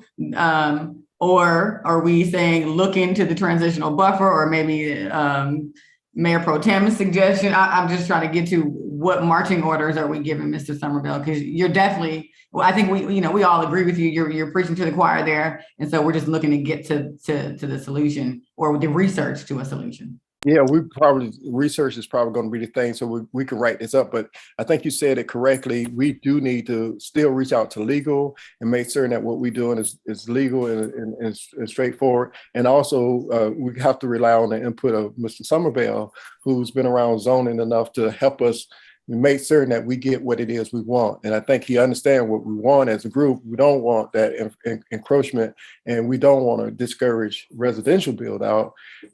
So, you know, I think we're on the right path. So hopefully we can, I don't know whether this will require another meeting or just phone calls or what, but you know. I was trying to share my screen. Do you see the map, or do you see the slide on your screen right now? Map. Yes, I see the map. Okay, good. All right, so this is the map that shows the areas of conflict between industrial and residential areas. And there are basically 6 zones that have been identified. There's this area over here to the west, you know, north of Covington Highway, south of South Stone Mountain Road, where you see, you know, both heavy industrial right next to what's separating them is a stream buffer right here. Then you have this area up here, which is encroaching upon residential, I think on the DeKalb side and up here to the north. You have some large lots up here, which were actually one time industrial, I understand, and they were rezoned for residential, but they were purposely, I think that the DeKalb staff made to be large so that they serve as a natural buffer. And then you have this area over here in the industrial park, we have some what I call legacy. There actually were originally, I believe, zoned industrial. Then they were rezoned to residential some way back, in DeKalb times. And now you've got a bunch of these sort of legacy residential districts or parcels that, for the most part, a lot of them are no longer in residential. They've either been abandoned or they're being used for industrial uses, that sort of thing. And then, of course, you have this area closer to the interstate where you have, again, we've talked about Chubb Drive and all that kind of stuff, where you see the conflict. So those are the areas in particular where the conflicts exist, and we'll have to do more research. And I'll share this map with y'all if you hadn't already seen it. We can look into details about how we kind of correct each of these. My guess is it's going to be a variety of solutions for this. It's not going to be one single solution. It's going to be probably a mix of buffers, transitional zones, and potential reversion of some of these residential tracts to industrial or vice versa. So it's not an easy issue to deal with. That's the problem with, it's not a problem. Don't, I shouldn't say it like that, but this is from the Industrial Council. The problem that I see here is that you got to look at Panola Industrial Park as well and look at those conflicts in that area. So what we are doing here is not just for Lithonia Industrial Park, it's for Panola. I mean, because that's where the problem is right now in real time. Right, that's true. That's true. There's Area 7, we should say. Yeah. So we should expand this map to show District 2 and those districts that's over there, and parts of District 3 as well. And even in District 4 with Councilman Turner, George Turner, where you have that one little strip there that definitely needs some attention. I can't even think of the name of the road, but the guy got George probably know, Mayor Pro Tem Turner probably know who I'm talking about, with the dump truck that he's off the yard down there near the library. And I can't, but that probably grandfathered use. Yeah. I know what you're talking about. Stuff like that, and we have to prevent that type of build out going forward. When we know about it, we've got ample warning. We know what's going on, and we just need to address it, and we just got to figure out how we're going to do it. But I see I may have seen the map at some point in time, but I don't recall seeing it. But I do I understand each of these areas, and they all have different types of issues. And that may be the reason why they are 1, 2, 3, 4, and 5. They're numbered the way they are. But if you went over to Panola Road, Panola Industrial Park, you will see some of these same types of issues. Yeah, there's some issues not only around Metro Green, but there's several spots that we can think of. So we'll expand the map. We will add additional zones and look in detail about where these conflicts exist. So but it's a good start. Let's see. Let's go back to my other slides. So anything else on that? Are we ready to go on to the next topic? Or I guess I should say the next area, way to mitigate. Okay. Let's see here. So here's the reversion issue or comments that came up regarding that, that old legacy areas. There were a number of parcels again that originally were zoned industrial, but they reverted to residential. And so the recommendation we got from the council was that we come up with some way where this area could actually be zoned back to industrial in situations like this. I mean, these are actual photos of what's down there. These are clearly residential areas that have not been used for residential purposes for a long, long, long time. So the idea is to build in, some guidance about when that can be done to revert back. And this is the, of course, special land use permit to require residential development adjoining industrial. And this is something I alluded to earlier, where you have a situation where you already have industrial there and a residential wants to come next to it. Let's require them to go through a special land use permit where indeed you may be able to require additional oversight and buffers or whatever you all feel is appropriate to help protect the residents that are going next to that. Let's see. And then, of course, requirements for industrial, the same idea. Right now, of course, industrial has a SLUP exemption under the city charter. And if that gets lifted, it may behoove us to go ahead and add some kind of language requiring a SLUP at this point, knowing that, of course, we can only enact it once the charter restriction is lifted. But And again, this is the idea that you would require SLUP for industrial development adjoining residential zones, unless one of these are allowed. Now, the points you were bringing up is maybe we should just allow that at all. Maybe we should build in some kind of transitional zoning in between the two.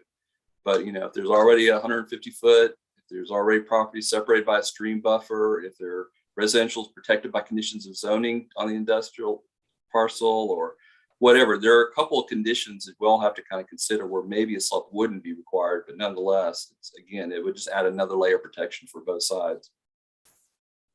And then the gravel parking issue, the city not too long ago actually updated or amended the code to allow gravel parking lots there in the area. Now, there have been concerns about the aesthetics of it, whether or not the fencing is appropriate, whether or not the buffers are appropriate.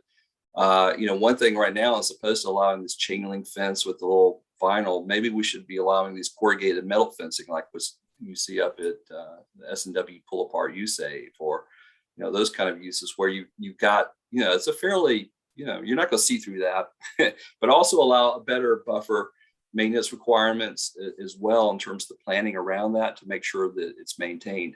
And to me, it's really a code enforcement issue too. I mean, we really need to watch that, and there's both legal and illegal truck parking going on in the industrial area, and we need to make sure to if we want to improve the aesthetics of the area, we need to really, cite them, Yeah, no, that's right. that's something that I've tried to talk with the city about. I've sent emails over and over again to code enforcement and to others within the city, because that gravel parking thing was something that we did when we first started as a city, and we did it in good faith. Part of that zoning, the permitting required that after 2 years, all of the gravel parking within the industrial park would come into compliance.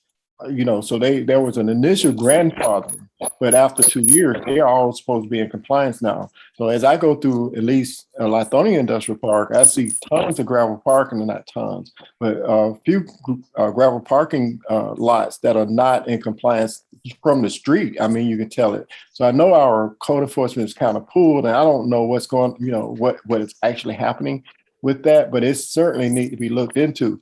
And, in the good faith portion is that we ask for vegetation between, outside of the fence, so that when a pedestrian drive through that area, they wouldn't even know technically that there's truck parking even there. So that's the aesthetics that we were looking for. And we had some of those individuals that planted trees that won't get 6 feet tall for at least probably 10 years from now. And that's not what we were, looking for. So certainly, and on top of all of that, I do think if there is going to be a moratorium issue in the city of Stonecrest, and again, my thing is, I don't think it should be citywide moratoriums. That's just me. But in this case, I think that in the industrial parks, that we should certainly, ease up on permitting gravel truck parkings at this point in time until we can get these people in compliance and get things back on track. What you're showing in that slide is really nice, a real good start. And we still need a look and feel outside of those fences as well.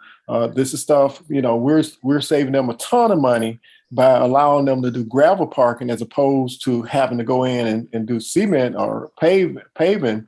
They're saving tons of money. So adding the vegetation is just not even a big deal. It shouldn't be a big deal. So hopefully we can work something out with the gravel parking. The current gravel parking groups, folks that are not in compliance, they should be cited right away as soon as possible. And then we should also look at a moratorium for additional gravel parking. Any other comments? Yeah, I had forgotten about the time limit we put on this gravel parking, that they should be, or it should come into compliance within 2 years. So that's a good thing if we did. The other thing is that our real concern was the environmental impact of gravel parking. And I would take it that over the last couple of years, we've had a chance to evaluate the impact of gravel parking on the environment such that we can make a judgment based on that. So someone should be able to give us numbers as to what kind of issues we've had with runoff, seepage, whatever problems that might come from the gravel parking lots. And I actually worked with GIS, and we've created a database of known truck parking lots. So I'll be sure to share that with you all as well. It's hard to say whether it's comprehensive or not. Every now and then we find illegal ones, that are coming to the spot. So, but we should be able to focus on where the issues are, hopefully. Okay, and I know it's critical that we get these parking lots in place because there are so many violations of people parking in unauthorized commercial parking lots, or even in some neighborhoods. And I hate for it to be because of the lack of space because of something we did, but it has to be done right. And if we can work with them to get the proper parking lots in the industrial area, that would be great. Gravel or ungravel. And the gravel is going to be based on, I would say, the success of the last 2 years. Yep. Okay. All right. The next topic: steps to clarify uses allowed or prohibited in the overlay districts. As you know, we've got 3 overlay districts. Here's the Stonecrest overlay with its 6 tiers altogether. And the issues that we typically find in the Stonecrest area overlay, and this is administrative issues, is each of the tiers, except tier 6, says that you're allowed by right to have a number of authorized uses. So here's an example that's allowed in tier 1. Tier 1, all uses authorized in C1, C2, O&I, OD, HR2, except those in the prohibited list. And there's a whole long list of prohibited uses, which we revisited recently with the car dealerships. That was originally prohibited, and now we've brought it back to where it's allowed. But the issue that comes up and is very typical, and you've seen this too, I'm sure, is you've seen residential uses built in what was traditionally our base zoning that was not residential. I know there's a couple examples of that that have recently been done. Jim, did you change the audio? You're coming in muffled, at least. Oh, am I? Let's see. No, I didn't change it. I'm gonna get closer to the computer, maybe. I don't know. Yeah. Can you hear me now? I can hear you, but it still has a lot of gravel in it. Sorry about that. Well, go ahead. I'll struggle. No, it's not just you. It's not just you, Councilman Turner. I wonder if it's my connection. Oh, that's odd. All right. I'm sorry about that. I'm hearing the same thing. Okay. But anyway, the whole idea is we have had a lot of developments come in where they're not consistent with the base zoning. And of course, what the issues that arises, of course, is one of long-term compliance. And what really ends up happening is that the base zoning under the overlay districts, which occupy over a third or nearly a half of the city altogether, really don't mean that much, particularly in the Stone area overlay, because you really don't have a real clear picture of what's going on or what's allowed. You have to go back to the overlay district map itself. One thing I've thought about potentially offering is the idea that if something is built in to district standards other than the base district, or it's like you allow a residential district in what was originally a industrial district, for example, that the base district would automatically be rezoned to the district that they're being built to. In other words, we would require them to build, for example, if they built a HR1 or office distribution in another district base zoning, say C1 or C2, that if they did build an office distribution or HR2 or whatever, that the base zoning would then automatically be changed to that district that's under there to make sure it's consistent with the standards that are going on. And part of the reason for this is, what if the overlay district ever gets moved? And you've seen that happen several times. What if it gets moved and all of a sudden you have non-compliant districts underneath? I would think it would cause problems down the line overall. And plus it gets into issues of, like you say, buffer requirements. Technically, if, for example, if you had 2 industrial properties that had the overlay on top of it, one of it's can be built for residential. Are they required to have a buffer because the 2 districts are both industrial, for example, if you require them to automatically get rezoned, then the buffer requirements will be done appropriately. So that's one question I have for you. And the other question is, should each of these tiers be as open-ended as they are? Should the uses be more restricted or relooked at in terms of each tier? And I understand that. I think my understanding for the reason it was done this way was to be very pro, development or pro-economic. To give developers a flexibility about what goes in there. And I'm all for that. I'm all for pro-business. But is it too loose? Are we allowing too many uses to be allowed in each of these tiers to go forward? So that's my base question regarding the Stonecrest area overlay. I just want to get your thoughts or comments on that.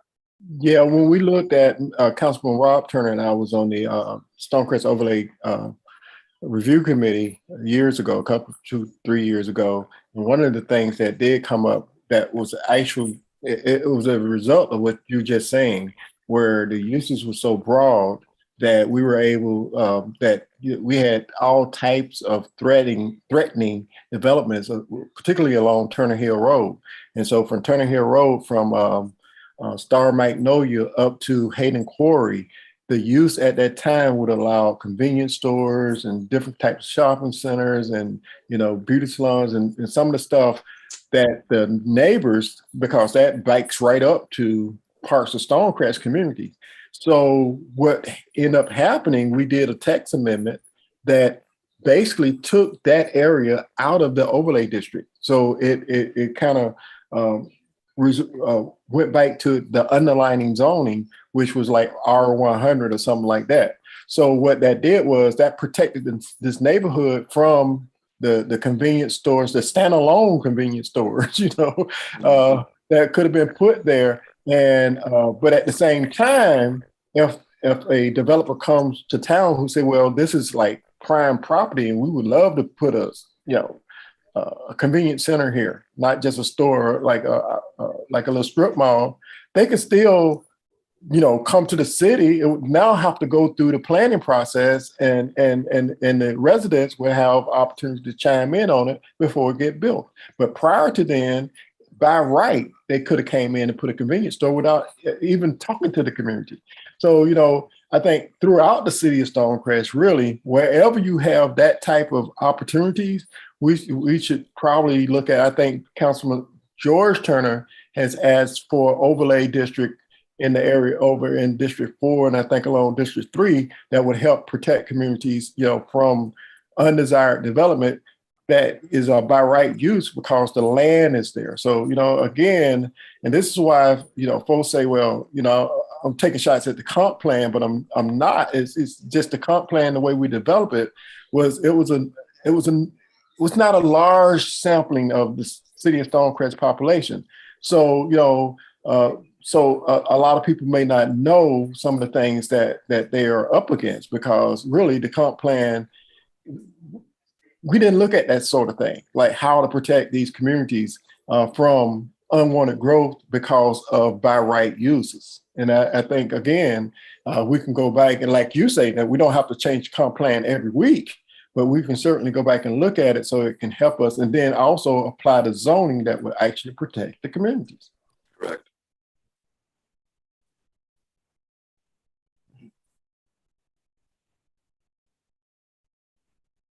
Any other comments from anyone? So, Mr. Somerville, what you're asking is, should we add to this to make it more restrictive? Yeah, what I'm suggesting is this is pretty open-ended, and maybe we need better guidelines about what kind of uses are allowed in each of the tiers. And in particular, if something gets built that's not in conformance with the base zoning, what's underneath it, I think that base zoning should be changed. So in the event, for example, the overlay is ever rescinded, ever taken away, or something's going on, at least that the uses that are there would be legal and not legal non-conforming, or they'd be conforming with the plans altogether. So there's really two different things. One is to make sure that the base zoning reflects what's on the ground or being built, and the other one is to make sure that we indeed are protecting the rights of property owners and stuff. And it does get back to, in my opinion, to this issue of how do you interpret the buffers? How do you interpret all the site design criteria that goes along within the overlays, because it's usually those kind of guidelines are based on the zoning, on the base zoning. And there really isn't very clear guidance. Maybe that's something we add to the design guidelines. How do you apply these buffers and stuff in situations where it applies to the use and not to the base zoning? But I think the cleanest way to do it is to make sure that the base zoning reflects what's on the ground that's there, if they built to some other standards. And it would probably do need to clean up, like I was saying, the design guidelines, so that they give you a little better guidance about, hey, how making sure we're protecting the rights of the residents that are going in there, and the businesses too, for that matter. Make sure that you have the right aesthetics and image to the area, because this really is, if you think about it, the Stonecrest area overlay is your downtown. That right now, that's your city center. So we want to make sure it's built right. So how does that affect the slope? How does it affect the slope? Right. So if you well, change we removed already the exemption that slopes had. So how does it affect the slope? Right. So if slopes are not required in the overlay. No, they are required now. I'm sorry. We changed that. We changed that now. And slopes are based upon the use of the property, not on the district. So it doesn't really impact the slopes. Anything that requires a slope now would require a slope under in the overlays. Right. And I said it backwards. I apologize. So I guess I'm trying to relate that to changing the base right zoning. So if you change the base zoning, then you did away with the slope, right? Wouldn't that? Well, this gets to another interesting point that you just brought up. Certain districts require slopes for certain uses that other districts may not. For example, you may say C1 requires a SLUP for self-storage, but however, maybe office distribution doesn't require a SLUP, okay? If the base zoning is C1 and the guy comes in for self-storage, do we require him to go through the SLUP process or not required to go through the SLUP process? What standards is he building it to? Is he building the lot to a C1 standard or to an office distribution standard? So you see the confusion that kind of gets in there? It's like all these requirements for SLUPs and for buffers and for, setbacks and all that are pretty well set by the base district. But when you allow all the uses with all these different districts to be put in, what do you rely on? Right now, you should be relying upon the design guidelines, but the design guidelines, I don't think really address everything that's going on in there. At least not clearly and concisely, and particularly it does a poor job of addressing it when the residential uses are going in there. So it's just confusing and a real headache to administer. And I think by cleaning up what the base zoning is and how it relates to the overlay, it would improve things a great deal in terms of administration. And I think it would give both developers and the public a better sense of what's allowed and what's not allowed. Because right now it's almost carte blanche. it's just wide open. I can agree with that to some degree because, the overlay district, in the different tiers within the Stonecrest overlay district in particular, the design guidelines should be the number one thing for all those 5 tiers. Is what we want things to look like in this particular zone, in this particular area, or as we call them, tiers. So what you're talking about sounds like it's basically, let's just match the overlay zoning requirements and the underlying zoning, make them the same basically, except possibly for the design guidelines, which we could even add into that, but it may be a bigger headache to add design guidelines for these individual tiers because we still want that look and feel throughout this quote unquote overlay. So we have to protect the look and feel. But I can agree with changing the underlying zoning to match the overlay zoning and to clean that up. But also I would like to, because it really won't become a problem to a large degree unless, of course, the overlay disappears and then everything goes back to the underlying zoning. And you certainly want, if we go back and look at the underlying zoning, you're right. We may have industrial uses within the overlay district, like in our. Yeah, well. We don't want that to happen, but so I don't see how we would ever get to the point where we would get rid of the overlay district. Maybe something that I don't. Oh, but, and I don't think you would want to. No, I yeah, think yeah. I totally agree with that. But it does get shifted. I mean, we're proposing now a shift, with the Arabian Mountain and Stonecrest overlay. So it does Right, happen. that's true. Yeah, so but I do think it's a good idea to match the two up. But I think we should put some more into the design guidelines, the look and feel and the uses for the tier, so we can have that step down type zoning that will go from commercial to residential in a way that makes sense, Again, I'm still looking for a entertainment district within there somewhere. Well, and that's I think part of this discussion as well. I mean, should the entertainment district, for example, just be tier 1 of the Stonecrest area overlay? Do we just allow one of the tiers to be it? No, I think it should be within the tiers. I don't know if we should change the entire tier to. Okay. I mean, I have to look at the map again. Go ahead. But that's what I'm sorry, go on, Councilman, I apologize. No, sir, I'm done. No, but that's what I was talking about, and that's one of the part of the strategic plan that we have for the city in reference to developing an entertainment zone in reference to District 2. I'm sorry. So again, how can we develop an overlay or put that in place in reference to what we want to do with that in reference to the businesses and the companies that are coming there and working out there? Well, possibly we allow the entertainment zone to be, say, in tier 1, but where the base zoning is C1, for example. Something like that, or maybe C1 within a certain proximity of the mall, or something like that. Okay. All right. Something to consider. All right.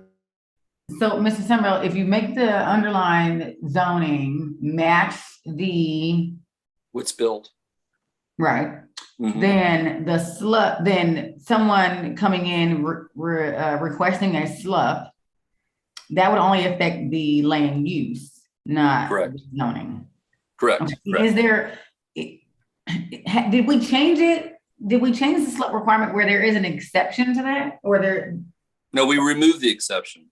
There was an exception that you used to not have to have a SLUP within any of the overlays, and we removed that so that now you do have to have a SLUP. But the issue that comes up is how do you apply the SLUP when you have multiple districts that could be applied to any one tier? It gets really confusing really fast. And that will be cleared up if we make the two zoning match. I think it would go, yeah, I think it would go a long way toward doing that for sure. Okay. All right. I just wanted to make sure that we didn't have any exemption for a SLUP in there. No, not right now. Okay. No. All right. Okay. Well, it sounds like that'll at least take care of maybe one step, and then we'll see what other things are uncovered. Yeah. Mm-hmm. Well, taking steps, work in progress. Okay. Well, if that's it for Stonecrest area overlay, I want to go on to I-20 overlay uses and what's going on. One thing I mentioned early on in the program is that you've got 3 tiers written into the code. You have a high, medium, and low, but there are no parcels zoned for the low intensity tier. So do we just remove that? What do you all think? In the code? Get rid of tier 3? What's your definition of low intensity? Oh, okay. Well, let me go back to the code. Hold on here. Look at my other screen here. The point is, if it fits something that we can anticipate coming to Stonecrest soon, I think we just leave it there for the time being. Okay. Let me see here. Are you saying low intensity is things such like short-term production housing and temporary mobile housing, or are you saying that's somewhere else? Well, we don't have it anywhere. Nothing's mapped for that right now. So, oh, come on. Where are the tiers here? So I can find the definitions.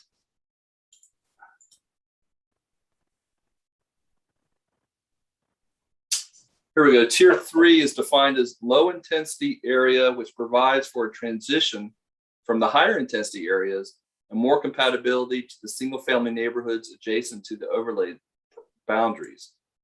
The maximum height should be up to 4 stories and allow up to 40 dwelling units per acre. That's a pretty dense development, but that's what they consider low intensity by definition. And again, that's not shown anywhere in currently. It's currently not mapped or applied to any parcel within the city. But that could also be a studio or something coming in who wanted to develop something in our city. Am I correct? Yeah, the one studio I know that we recently annexed is in Tier 2. Right here at that.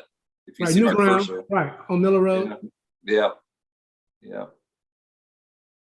And could that be the transitional buffer we're looking for in some areas? So you think it's easier just to keep it and maybe we'll apply it later? Yeah, I would keep it. Okay. I mean, that's my thoughts on it. In reference to how things are going, in reference to production and different things that's happening in the city and the direction that's going, I just think it'd be something just to keep. Would it be a problem to keep it? Is it an issue? No. It's just like the other two we talked about. You know, there's no other reason other than practically right now it's not being applied. But it gives people the option of asking for that rezoning, or you all could ask for, could do a citywide initiated. For an example, in the second bullet here, the draft code that was presented in the spring did include some additional language to allow mixed use development, specific to the film industry. And I'm hearing from you in particular, you're very interested in having that in there. Absolutely, very much okay. so. Yes. Okay. And they also added some design guideline language. If you look around, I've never seen an I-20 design guideline. There may be one in the archives somewhere, but they actually incorporated in the draft language some design guidelines, which were very Spartan, quite frankly, but it did give you some guidance and it did include what's there. So I think it's a good idea to go ahead and include it, at least present that to everybody and see what you all think. You probably already read them when it was presented in the spring, but I assume you all would want to apply design guidelines to this area as well. Okay, all right. So that's the I-20. Then of course you got Arabian Mountain that's over here, and of course we've already kind of talked about this at the last meeting, so I'm not going to go into any great detail. That it's very unlike the other districts that's going on. It allows the underlying zoning district to have precedence, or it doesn't restrict what's down there. But what it does restrict, of course, is the design, for example, of single family subdivisions or what's in there. It pretty much requires a conservation subdivision to be built where you have a buffer around it, for example. And it does have expressly permitted uses in there. And of course, like the other ones, it also has a list of prohibited uses. But I think we'll be revisiting this as we work with the Arabian Mountain Alliance. We get at that supplemental use classifications and stuff. So right now, neither the other, I think the only recommended changes that were asked for in the spring and what we're working on now, just dealing with the eco or agritourism bit. So we'll be coming back to you with that. And like I said, we've talked about it in the past. So if there aren't any questions with that, I'll go to the last topic of the evening. And we can. It says dog park. It didn't say pet park. I'm ready to say alligator park, so you can take your pet alligator over there. You're right. Yeah. All right. Suggested changes to the permitted use table. Now, this is something, honestly, I invite anyone who's never looked at the permitted use table to look at it in detail. In fact, you'd have to go line by line what's through there, but there were some real obvious uses and things in here, particularly with regards to the industrial areas that are really in the city in general that we need to think about, do we want to have or not have? And these are current uses, for example, that are allowed in the industrial areas, that the question is, should they be in the industrial areas? And that includes landfills, for example. Do we want to allow landfills in the future? You already got, I think, several already in there, but do you want them to expand or have new ones? Do you want churches, for example, in the industrial area? Now, churches, in my opinion, is almost a protected use. I personally think you're okay leaving them where they're there. But, is it appropriate for industrial areas? This is another one, sexually oriented businesses. This is a common thing I've seen in codes all over the place. Because no one wants them next to their homes or whatever, they place them into the industrial areas. Well, as we all know, we have this industrial residential conflict going on. So maybe it's not the most appropriate, particularly the way the code currently allows for some residential uses in industrial, which hopefully we'll get rid of that. But and unfortunately under the law, you have to allow sexually oriented businesses somewhere in the city. And so the question is, where do they belong? If you didn't put them in the industrial areas, where would you put them? But is that what you want in your industrial parks? You know, that's another thing to think about. I almost feel like you need something like a heavy commercial or something, an actual zone that would allow these uses somewhere else. But it always comes down to no one wants them anywhere, but you got to allow them somewhere. So where's that place? Mobile homes, again, you know, are allowed in there. Multifamily dwellings, as we talked about. And I think if we do strike that from there, we'll get rid of that. Excuse me, Jim. Excuse me, Yeah. Jim. You said churches, and then you skipped over places of worship. What's the difference in reference to those two? It's a good point. I mean, and honestly, I think that gets to the definitional languages that are but my first point I brought up in the evening is like, we need to have consistent language about what's in there. And right now the code talks about both. So I honestly, a lot of places I talk about are sort of places of public assembly. You even get rid of the religious aspects or connotations to it. But I think we need to come up with a term that meets the state guideline, or actually it's federal guidelines, and is also consistent. So. Okay. Dormitories, you know, live work units, in my opinion, should be restricted to the mixed use areas or maybe commercial areas, but to put in industrial areas, again, I don't think you want residents living in industrial areas per se. Dormitories, would you have a dormitory in an industrial area? Does that make sense? You know, nursing care facility, I definitely don't think that should be in there, but it's allowed currently. Hospitals are allowed in industrial now, maybe, but to me, it's more probably service oriented. I think it's probably more appropriate for office, institutional, or commercial uses. Fortune telling, what the heck? Why would you put that in an industrial area? I don't know. Pawn shops. I mean, these to me are all commercial uses. Check cashing, primary and accessory. Massage establishments, you know, personal service establishments. Now, personal service establishments, if you look in the code, refers to things like barbershops, you know, tailors, you know, things that, you know. So why would you have that in the industrial park? To me, it's more of a commercial use again. Alternative energy production. The problem is this comes in very different forms. There's some that are clean and there's some that are not clean in terms of alternative energy. So what I would recommend is we restrict it only to clean energy production as it goes through there. Chemical manufacturing, you know, probably I would say maybe we should restrict it to a SLUP. Of course, right now SLUPs, they have an exemption in industrial, but require SLUP if it's EPD. Emission permit required, a lot of them by that. General aviation, you know, right now, I think I would require a SLUP for that. I mean, do you want an airport in the industrial area? In some situations, it might be a good idea, but every community I've ever worked for, anytime you may say the word airport, oh my gosh, people come out in droves against it. So I think you want to put a little more restriction on it. Asphalt plant. Again, I thought I'd probably recommend a SLUP for that because again, you know, they can be a little obnoxious. Now, one thing that's not allowed currently in the industrial zone, for example, are commercial parking lots, fabricated metal manufacture. You know, there's a couple of garages. There are a couple of things there that probably should be included that aren't included. So this gives you an example of, I think these are some pretty low hanging fruit in terms of what I think should be, you know, not allowed in the industrial areas and some things that probably should be allowed. Areas. But before I go on to the next one, do you have any questions about these uses? Yeah, I think it's how we say what we say. Again, so when you say industrial areas, a lot of folks M and M too. Yeah, they may be thinking of a logistic location as opposed to zoning. So what we're talking about, like you say, is M and M2. So that can be any number of places around the city of Stonecrest at this point in time. Right. So we're talking about removing these items from M or M2 as a permitted use, correct? Because I think, because when we look at the zoning, I mean, the permittable use, we see where it's permitted in all these different areas.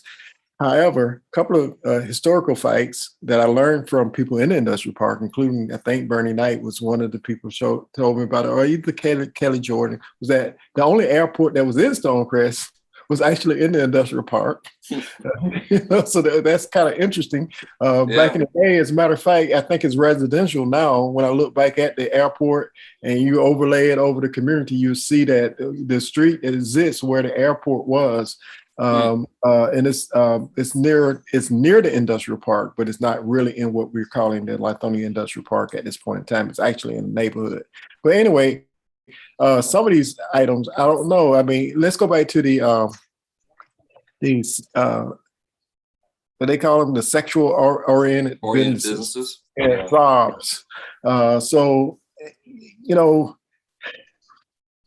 the way I think our ordinance is structured for those SOBs is that you can put that in a neighborhood and nobody would want to purchase that. They wouldn't want to come to us to do that because, you know, you can have, right, because of the alcohol thing. So, you know, you can't bring your own what is it?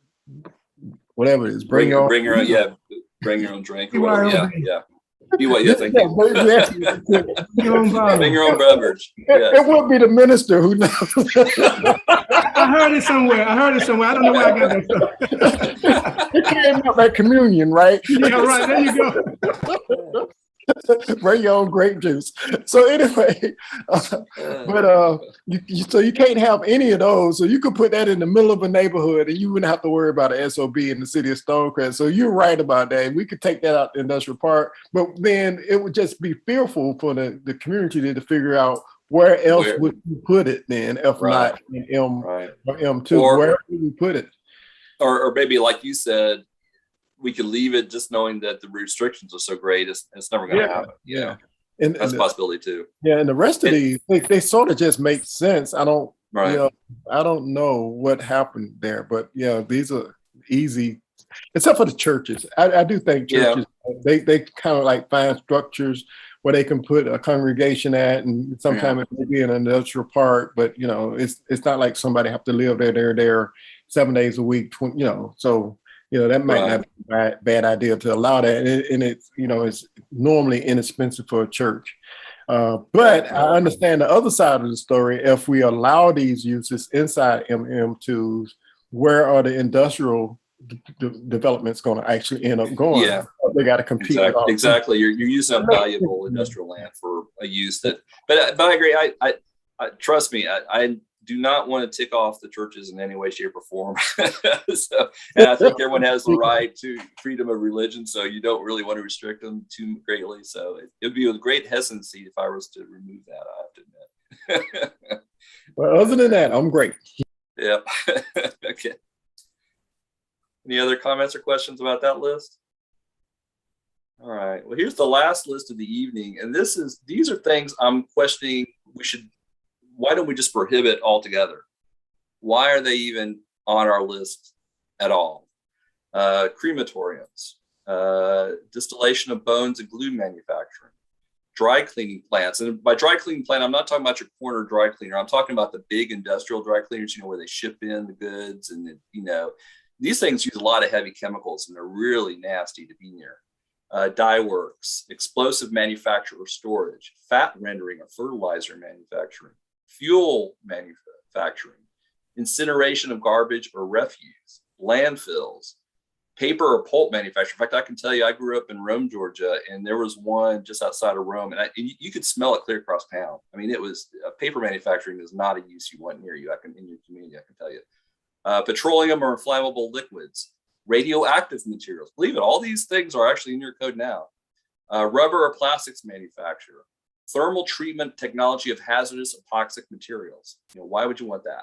Smelting copper, iron, or zinc or ore, sugar refineries, and entire retraining or recapping. My recommendation is we prohibit all these uses in the city. I thought that's what it was for. Already uses already prohibited. You're telling me that these are permitted? These are permitted in the industrial areas, yeah. They're in the table now. So my recommendation is we prohibit them. The only one that I have they're M1 and M2 uses? Well, they're either one or the other, yeah. Right. Right. The only one that I have some issue about, I just need to know more about it, is what is the definition of crematorium? Because it's like, for instance, the largest cemetery in the city, I think they provide crematory, what do you call it? Cremation? Yeah, cremation services, yeah. Yeah, so I don't know if that's included in crematorium or not. No, that's a good point. That's a good point. Other than that, the rest of these, I don't even know why they are. I don't. Right, exactly. That's what I was like. Why are they there? But we So, have a crematorium, don't we? do it. Yeah, I think so. Yeah. I think And we it's do. not Yeah, in the so industrial so what park. I'm hearing is strike this from the prohibited list, right? Right, Councilwoman Carver is correct, but it's not in the industrial park. It's not even in the industrial, and it's not zoned M1 or M2. Oh, really? Is it interesting?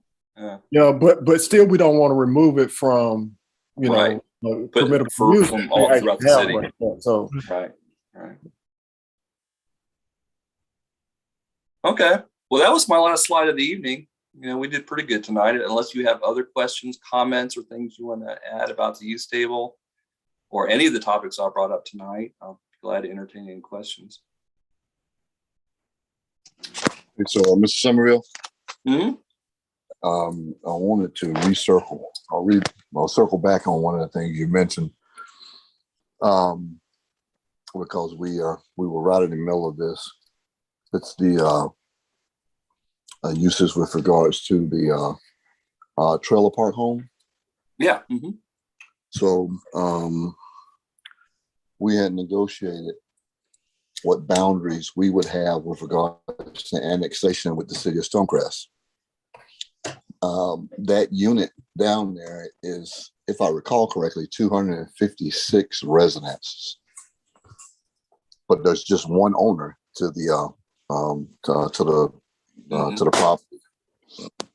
So we're going to use the 100% method to be able to bring them in, and we probably still will.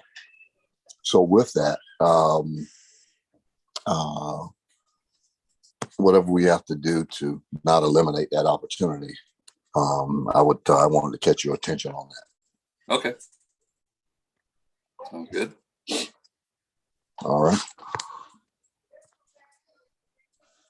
Anything else? Well, if not, that concludes my presentation.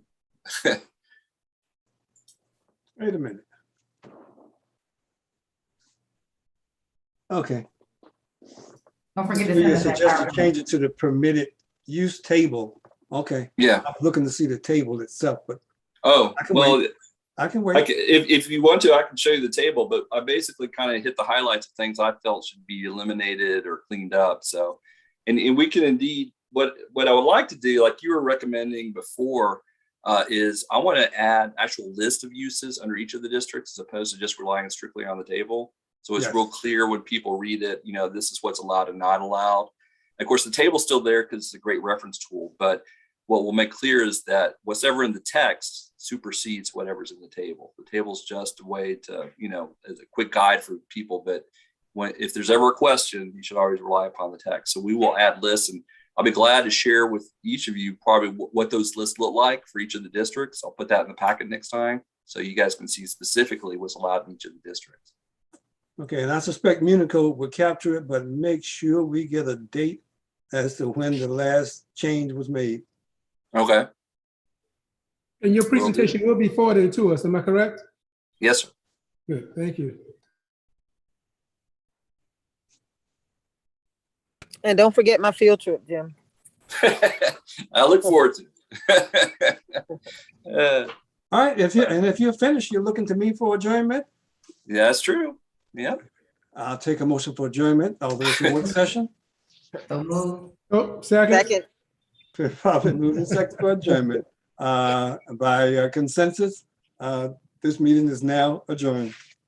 Good night, everybody. Everybody have a great Good night. weekend. Good night. Stay Good safe. night. Thank you.